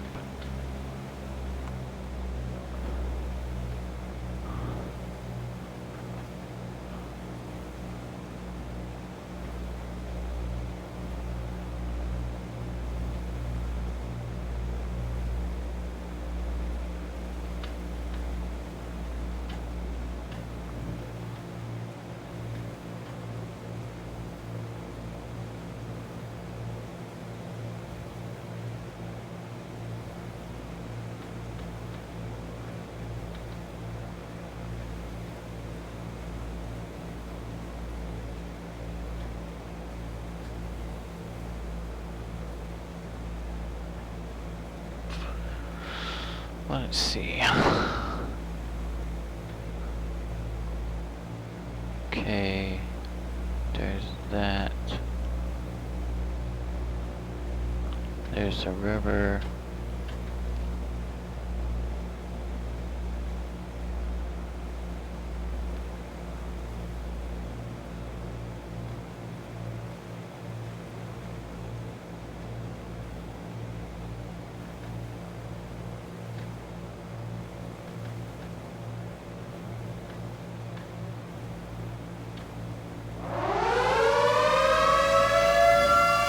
What is this?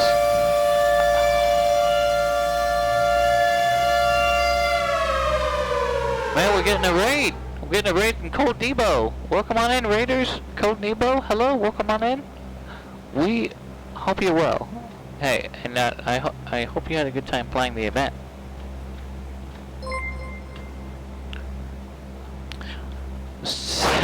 And a 6-month subscription from Code Nebo. Thank you so much. Greatly appreciated. So we are on our way to WI-55 Broken Prop. This is a privately owned airstrip, and we're gonna land there to camp out to pick back up for SimVenture tomorrow. It's going pretty good. Going pretty good. We are. I'll be honest.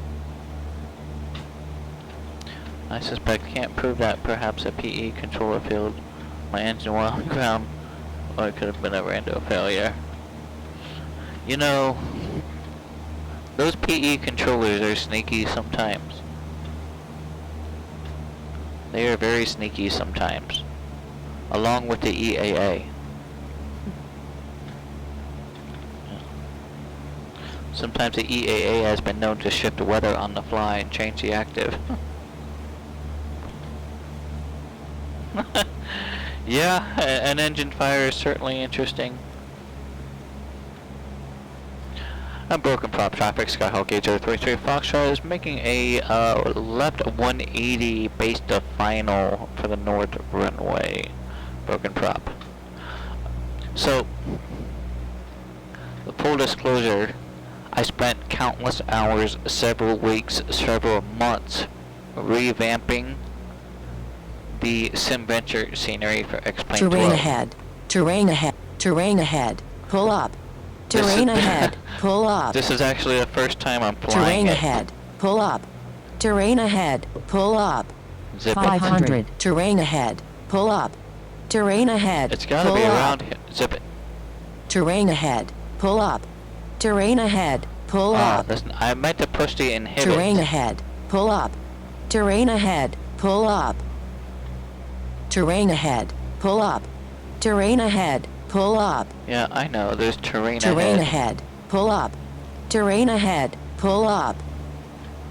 Terrain ahead. Pull up. That's gotta be Terrain it. ahead. Pull up. That's gotta Terrain be ahead. Pull up. Terrain ahead. Pull up. it. Yeah, that's gotta be it. Okay. Terrain ahead. Pull up. Terrain ahead. Pull up. Terrain ahead. Pull up. Terrain ahead. Pull up. Is that it?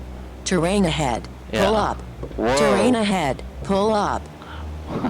Terrain ahead. Pull up. Let's inhibit Terrain this ahead. TAWS. Pull up. Terrain ahead. Because, pull up. geez. Terrain ahead. Pull up. Gosh, that's about annoying.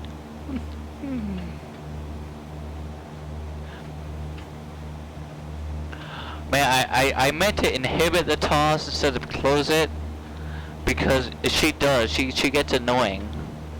Okay, so this is again, this is a brand new airport. I just designed, just developed, and just implemented for SimVenture. This is gonna be the first time I'm gonna be landing at this short little airstrip. Wish us luck. I know that it's a north runway. I know that it has a hazard at the end, like a silo, because I put it there.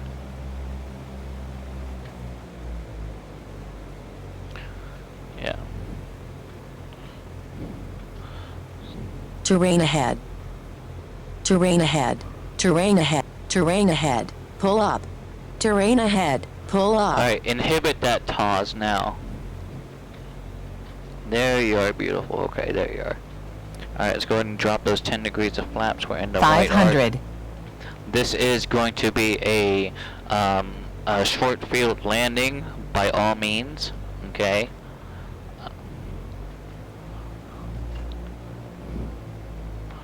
This is not a very long runway at all. Broken prop traffic, Skyhawk 8033 Foxtrot, left base, final approach, north runway, full stop, broken prop.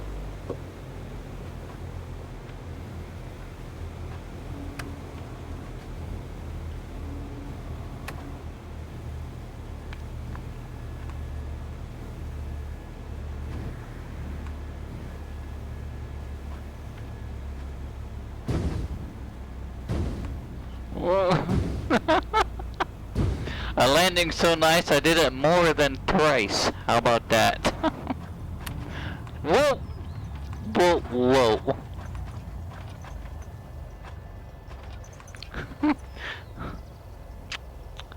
You know, I now know why they call it broken prop. Holy moly is right. Okay. We probably could have assessed the situation a bit better, maybe have overflown, gauged the runway length, things like that. Because, whoa. So, seriously, at the end of the runway, they have this silo here. And there's a very unique story behind broken prop. It's really an interesting story. And that's part of the reason why... no, that was actually with 25 degrees flaps, Code Nebo. That was actually why I put it in here. In fact, let me see if I can just grab the link. I'm gonna drop the link to the story about this particular airfield in the chat. Because I really found it to be quite interesting. You gotta let's see here.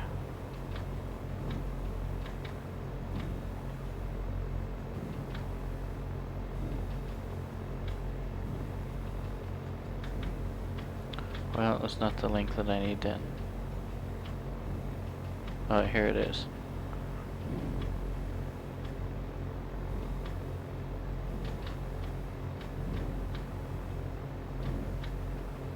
Copy. Okay. So, for those inclined, the fourth paragraph in the obituary in the link that I just posted discusses a bit about this private airstrip. And I would never have known about this history if it wasn't for another Pilotedge member.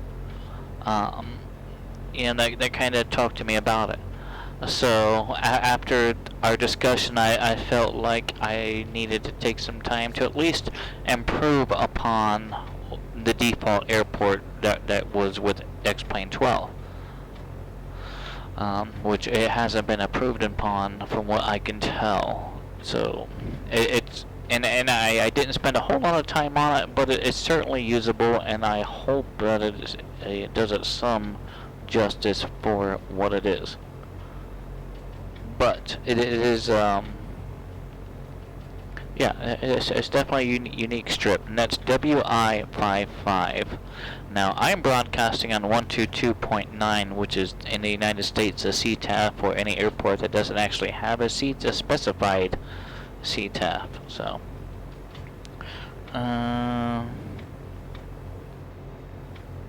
okay, there's traffic there. Where are we at here? Okay, so let's just do this. It's getting close to the event cutoff window, which is fine. That's not going to limit us. But now that we're on the ground, let's go ahead and clean up here, and let's see if we can even accomplish what I would consider to be a respectable pattern flight in this short run off of the short runway. And by short, I mean it is short. It's short. Like we're gonna have to use short field takeoff techniques even, I'm sure.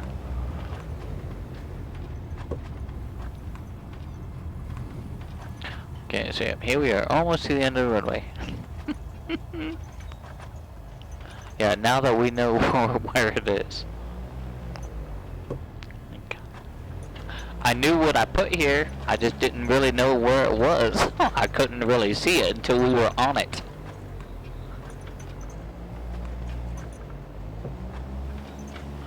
Okay, here we are. Alright, okay, flaps are up. She actually climbs better without flaps, believe it or not. Trim for takeoff. Okay. Alright. Brakes are on, hold maximum, full power. Okay, she's ready to go. Let's break those brakes off. Rudder, keep that nose forward. Start to relieve some pressure there. Alright, instruments are in the green, airspeed's coming up. We're 60, that's close enough. Let's just keep this bank in for the time being. And broken prop, Skyhawk Jet Fox at departure leg, north runway, broken prop.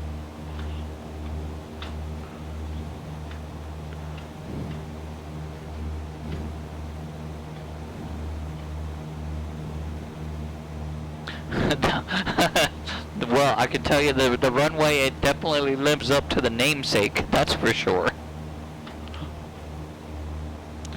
Broken prop, 767 feet. Let's go 1,500 feet before we make what I would consider to be a crosswind. And broken prop traffic, Skyhawk 8033 Foxtrot, left crosswind, north runway, broken prop. 1,700 feet is what I'd call pattern.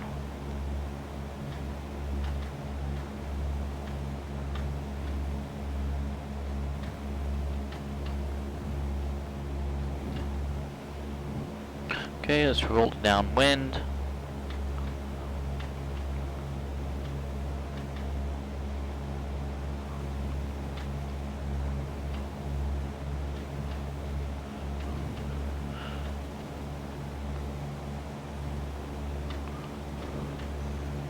Okay.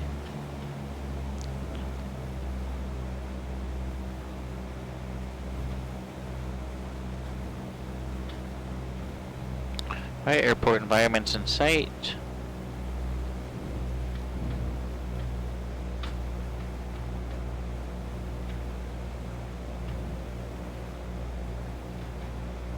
Broken prop traffic, Skyhawk 8033 Foxtrot, we are midfield, left downwind, north runway, broken prop.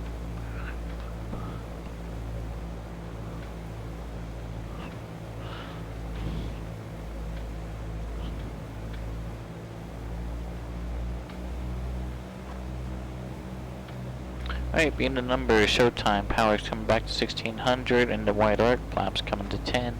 Let's trim for this. Okay. Let's roll our left base, broken prop, Skyhawk 33 Foxtrot, left base, north runway, broken prop. Flaps gonna go to 2.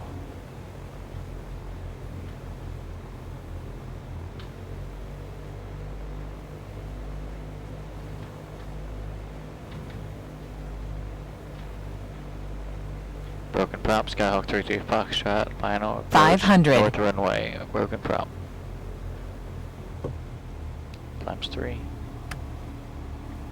Power's all the way out. Man, just gonna slip this in.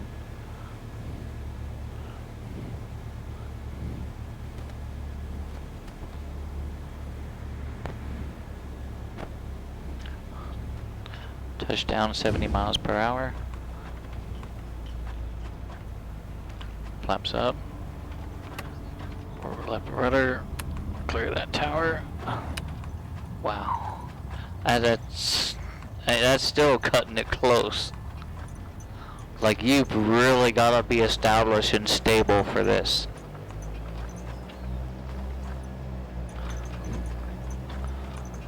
Like, that's what's the advertised runway length is 1,300 feet. You know, you don't have to, because I have it right here in the actual, in my POH. Let's just pull this out of the glove box here.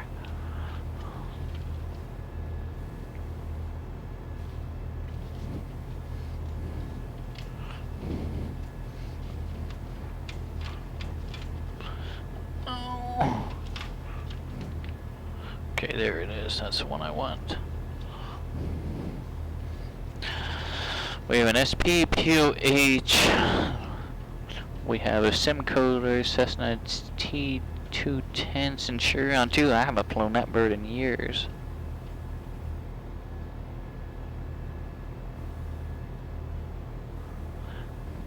$585 feet ground roll.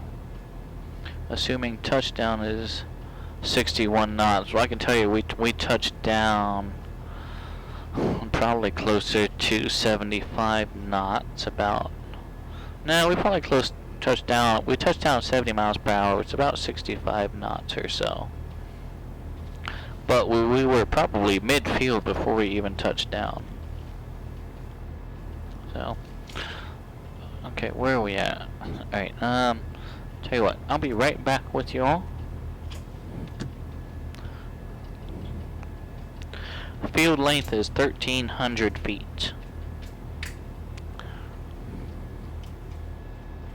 Be right back.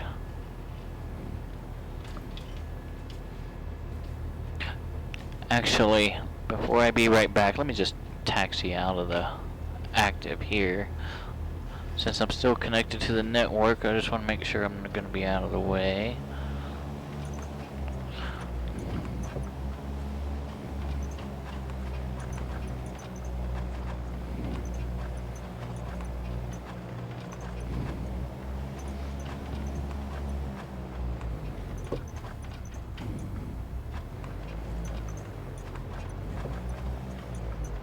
Okay.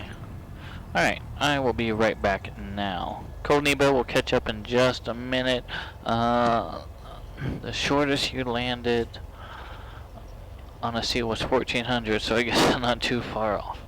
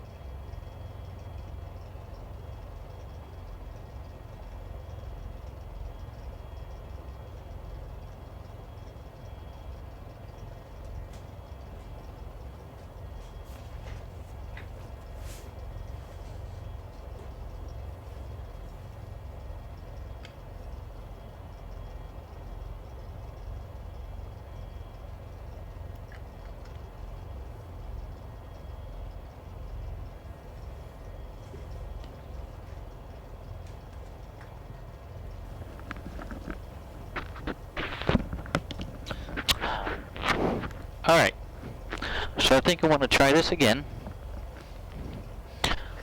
We're going to do another one in the pattern, only this time I'm going to give myself a bit more of a downwind so I can get more established.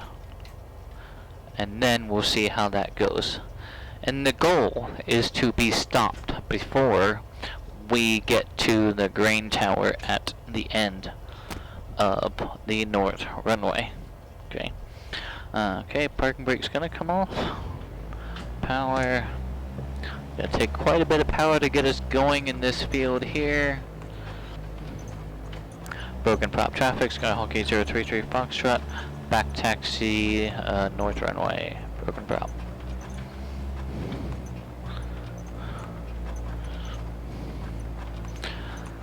Cold Nebo, I do greatly appreciate your 6-month subscription there, and also your kind words about the scenery for X-Plane 12.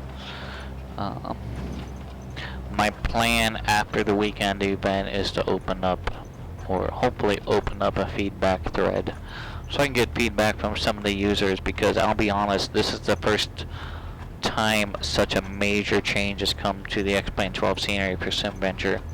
So I expect there to be some bugs. I expect there to, be some problems. But I also hope that in the long run, overall, it's a great performance and visual improvement over what it has been.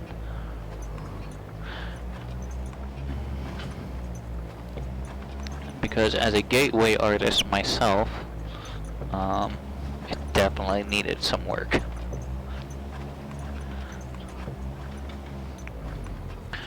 Don't mind me, I'm just kind of positioning myself for the best short field takeoff.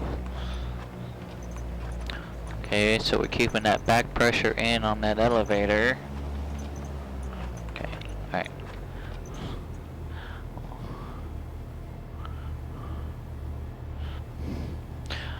Yeah, and Cold Nebo, you're right.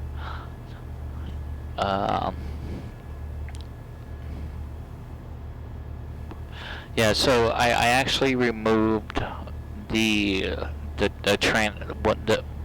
what smoothed it out. I removed the transparent grass from that field.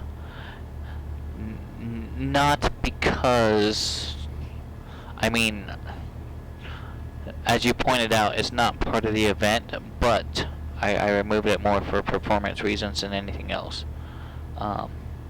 Because, as you know, the less nodes, the less points a computer has to process to generate scenery, the better the overall performance.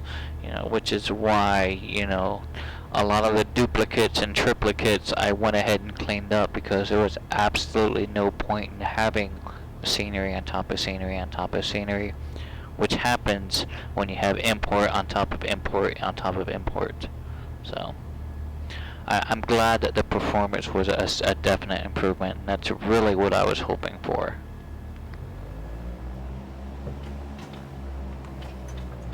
Okay, here we go. We're just gonna kind of dogleg this. Great. Excellent. I love hearing that. Absolutely. Alright, full power, all the lights in. Okay, here we go. Alright. Broken prop traffic, Skyhawk 8033 Foxtrot, short field takeoff, north runway, broken prop.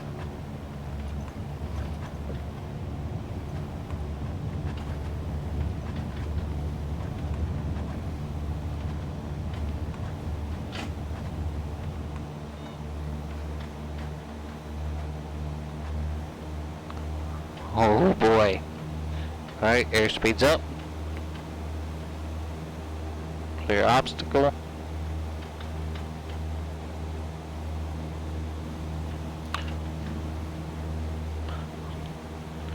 Might have helped if I had trim for takeoff instead of nose down for a departure. Alright. 1,000 feet, so let's go 767 plus, let's do 13,500. So let's go 1,400 feet for a left crosswind. Some airports it's 500, some airports it's 700, I don't know.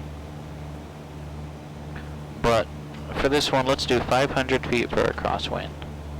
So that's going to be right about now. Broken prop traffic, Skyhawk 8033 Foxtrot is turning left crosswind for the north runway. Broken prop. And then pattern again is going to be our typical 1000 AGL is going to be about 1770 feet. May as well just call it 1770 feet.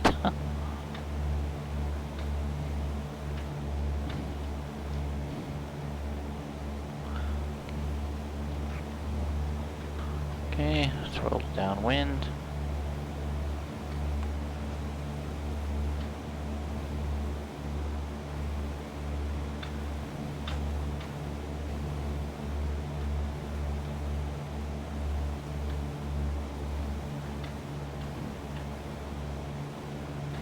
Alright, runway environment's in sight.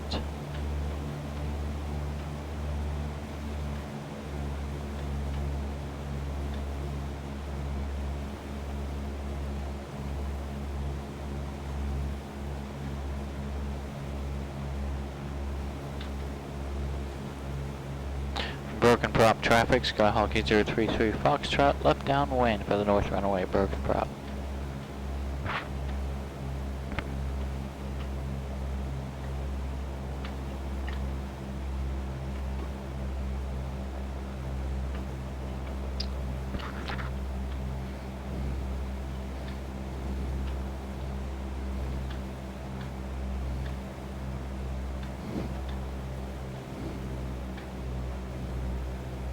Alright, showtime. We are being the numbers. Power's gonna come back to 1600. Carpeet's gonna come on. We're already in the wide arc doing 90 knots. Let's go ahead and grab flaps to 10. Prepare for that bubble up. Let's trim down for this. Remember, I want to give myself a decent enough downwind to be established on what I would consider to be a long enough final approach to where we can put wheels down and stop before that grain silo at the end of the runway. Okay, so we are 90 knots. Let's go ahead and broken prop traffic, Skyhawk 8033 Foxtrot left base for the north runway, broken prop. And broken prop traffic 33 Foxtrot left base to final approach, north runway, broken prop. Alright, so my goal is to be wheels down about the buildings, like the buildings at 500, about the hangar, and then to be stopped by, to be stopped by the silo at the end of the runway. So let's go and grab flaps 3. Now, I haven't done much STOL flying since Arkansas decided to discontinue its operation, but we'll see what we can do here. Indicated airspeed is 70 miles per hour. It's good enough. Alright, runway's going to be made. Let's go ahead and pull the power, drop the flaps, push that nose forward.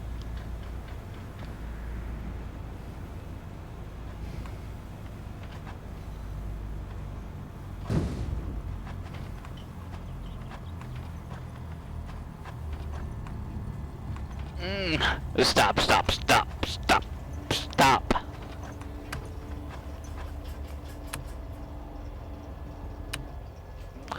Alright. We bounced a couple times, I'm not gonna lie. Our landing gear might be kinda hard, kinda, you know, offended right now. But at least we stopped.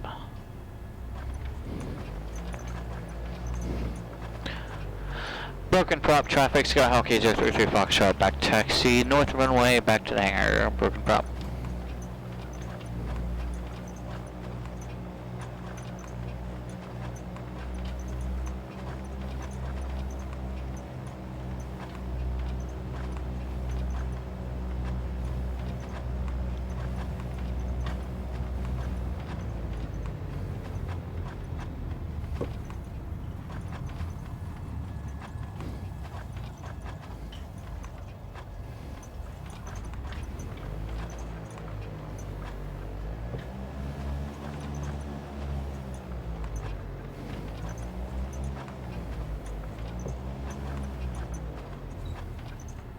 Uh, 172, yeah, it's a heavy plane. Yeah, Uh, yep, they do usually fly Carbon Cubs at Arkansas. There was one guy crazy enough to fly a 172 with a STOL kit. Yeah, so it is certainly very technical. I am not gonna lie. So, yeah, 8:15. Yeah, so we're gonna shut down here. We're gonna camp out here for the night. We got permission from the property owner, and then tomorrow we will depart out of here for SimVenture Day 2 on the Pilotedge network. Yeah, code Nebo. Yep, absolutely. So. I had the privilege of meeting a lot of the Arkansas team members when I did the Arkansas scenery for both X-Plane 11 and then subsequently X-Plane 12 as things transitioned. So yeah, I am not being I am being truthful when I say that, yeah, there has certainly been a 172 STOL kit that has flown not just the original Arkansas course, but then the one they redesigned in the couple years afterwards. Yep, CU 2020. So yeah, Captain Hawkeye actually did that, and him and I worked tandemly. You know, he dubbed the 2020 scenery, and I developed X-Plane 11, and then, X-Plane 12, and then he went through with the 2024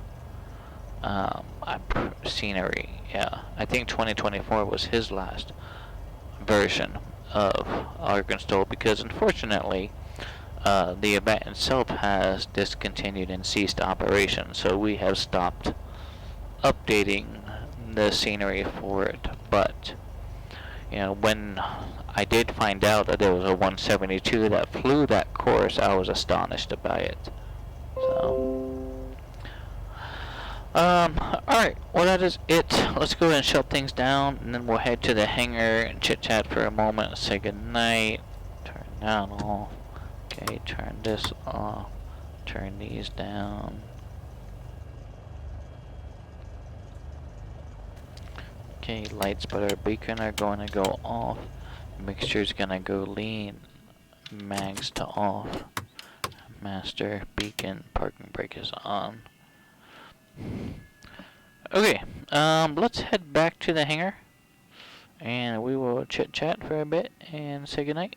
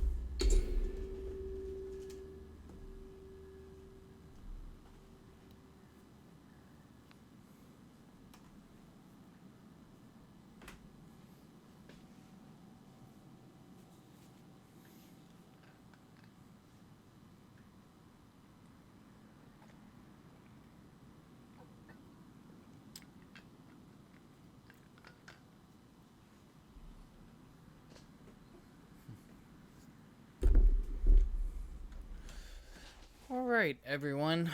I do want to say thank you for coming in and hanging out for SimVenture Day 1 on the Pilotedge network. I did get a late start today, so we weren't able to take full advantage of the time frame. Yeah, that's a lot of my own faults for not making sure everything was good enough to go previously. So I had some last minute things to finish up, before I went live, but everything worked out well, and then everything should continue to work out, after some of the equipment and navigation equipment changes over the last month or so.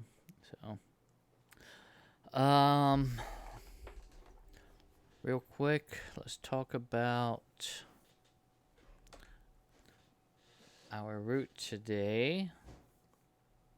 We departed out of Fond Du Lac. We departed out of 36, a north runway, made a 45-degree departure, climbed up to 4,500 feet to join the arrival for the Green Lake transition. So this is what I'm curious about. You see this line here? Okay. You see I only have WI-55 in my flight plan. We can even clear that out because I don't need it right now. Okay, so even with my flight plan cleared, you see this line here going from the Endeavor Bridge transition, Puckaway Lake, Green Lake, up to Ripon. It's like the arrival is overlaid on my ForeFlight. Okay, and they added so this is new to me. I've never seen these in the past. And I was wondering where this data was coming from. So I can only assume once I connected to the Pilotedge network that somehow it sent these position points or transition points. I don't know because I didn't plug these in. But sure enough, this is the arrival for Oshkosh.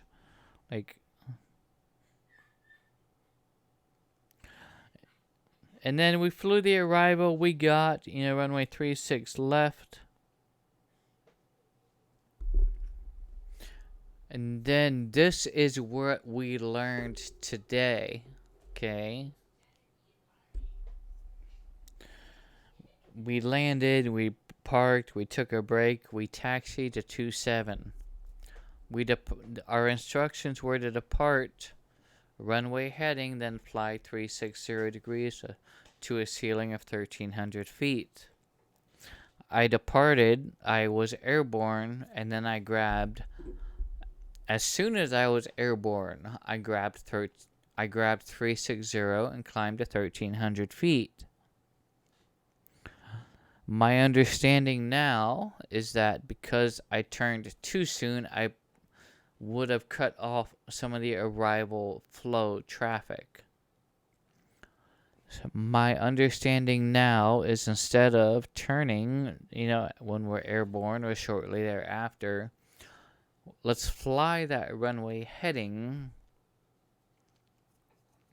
past the runway or past the interstate and then make the turn to 360 and go from there. Beaver, hello. Welcome on in. Good day. You are quite welcome. It is my pleasure. This is your all scenery. I did. I had a nice flight. It was all a nice flight, but it was a learning experience in the fact that when and I was just talking about this, but when I departed out of 27, I made my 360 heading turn too short. My thought process was, okay, let's get out of the air. Let's get out of this area. It's busy, but I would have cut off the arrivals there. So the learning process this evening was instead of an immediate turn to 360 once we're airborne off of 27, let's carry that along the departure leg up until the interstate, and then let's turn 360. That makes total sense. I wasn't thinking. I don't know why. Yep, departing goes under the arrivals.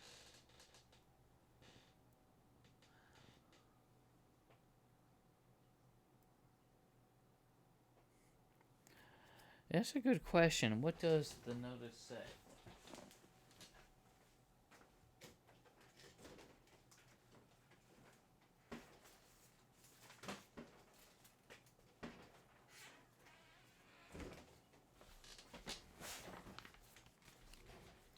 So, if we look at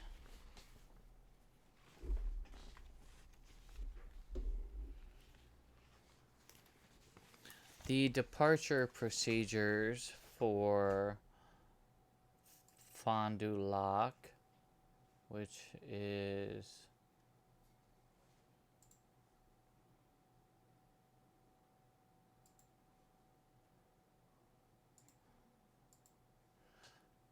okay. Fly heading 270 through 360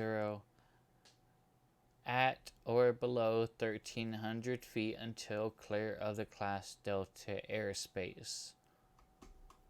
That's what it says for a 27 departure. Fly 270 through 360. I now know, okay, and I'm just going to zoom in on this real quick. Fly heading 270 through 360 at or below 1,300.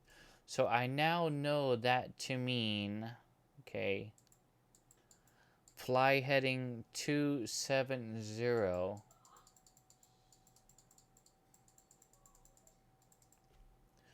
until you cross the interstate and then turn to heading 360.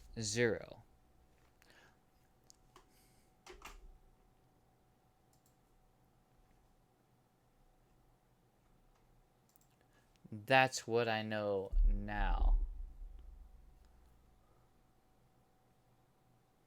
Yeah, so in my IFR training days, it was 300, 400 AGL, and then we're making our turn on course, whatever the case may be.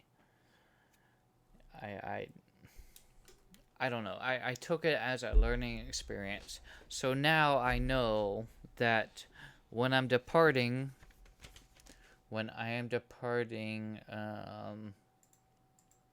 runway 27, I'm just gonna mentally know to fly that runway heading all the way through, crossing the interstate, and then grab 360. Okay, because it is not clear, but even though it's not clear, maybe I should have thought ahead about that.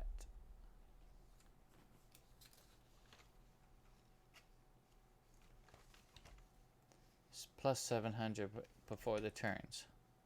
And yeah, that's what I'm used to, Beaver. 700.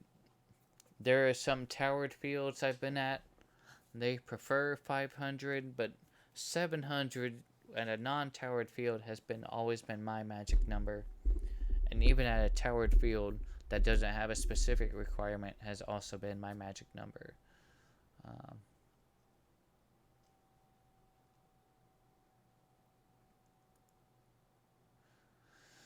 So either way, learning experience, but for SimVenture, I'm just going to make a point to maintain the departure off of 27 up until we cross that interstate.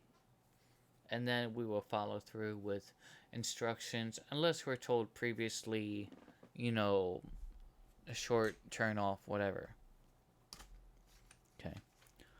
But other than that, I felt like it was a good flight. I felt like the scenery worked out decently enough. for what it was. And like I said, today is the only day we spent a whole lot of time on this. So tomorrow, even before, we'll probably start about 4:30. Then we'll be airborne when the event starts, and then we'll join the arrival, and then we're gonna fly as many arrivals as we can, okay, and then probably find another airport to spend the night at, which is not Broken Prop or Oshkosh or Fond Du Lac. So that's the plan. Anyway, thanks for coming in and hanging out for SimVenture Day 1. Greatly appreciated. And we will commence tomorrow with SimVenture Day 2, starting again about 5 p.m. Eastern. That would be, what is that? 2100 Zulu. Yeah. So, yeah. Yep. So tomorrow we'll get more arrivals in. Today was a lot of procedural discussion, which we do every year. So tomorrow a lot more flying. Have a wonderful night, everyone. Thank you so much for coming in and hanging out and tuning in. Let's see who we can go and raid and continue this evening's enjoyment with. I don't know who is still flying or who is doing what.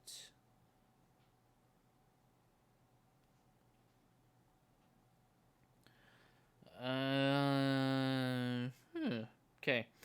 I'm going to send you over to my friend Jeffrey Beckers. He is working, looks like he is flying the Hot Start Challenger 650 on the VATSIM network. Enjoy the Jeffrey Beckers channel. Have a wonderful night, everyone. I will see you tomorrow sometime between 16 and 1700 Eastern. That's like spring ahead, fall back. That's like 2000 Zulu to 2100 Zulu. I will see you tomorrow. Have a wonderful night. Let's go raid Jeffrey B, and we will see you all next time.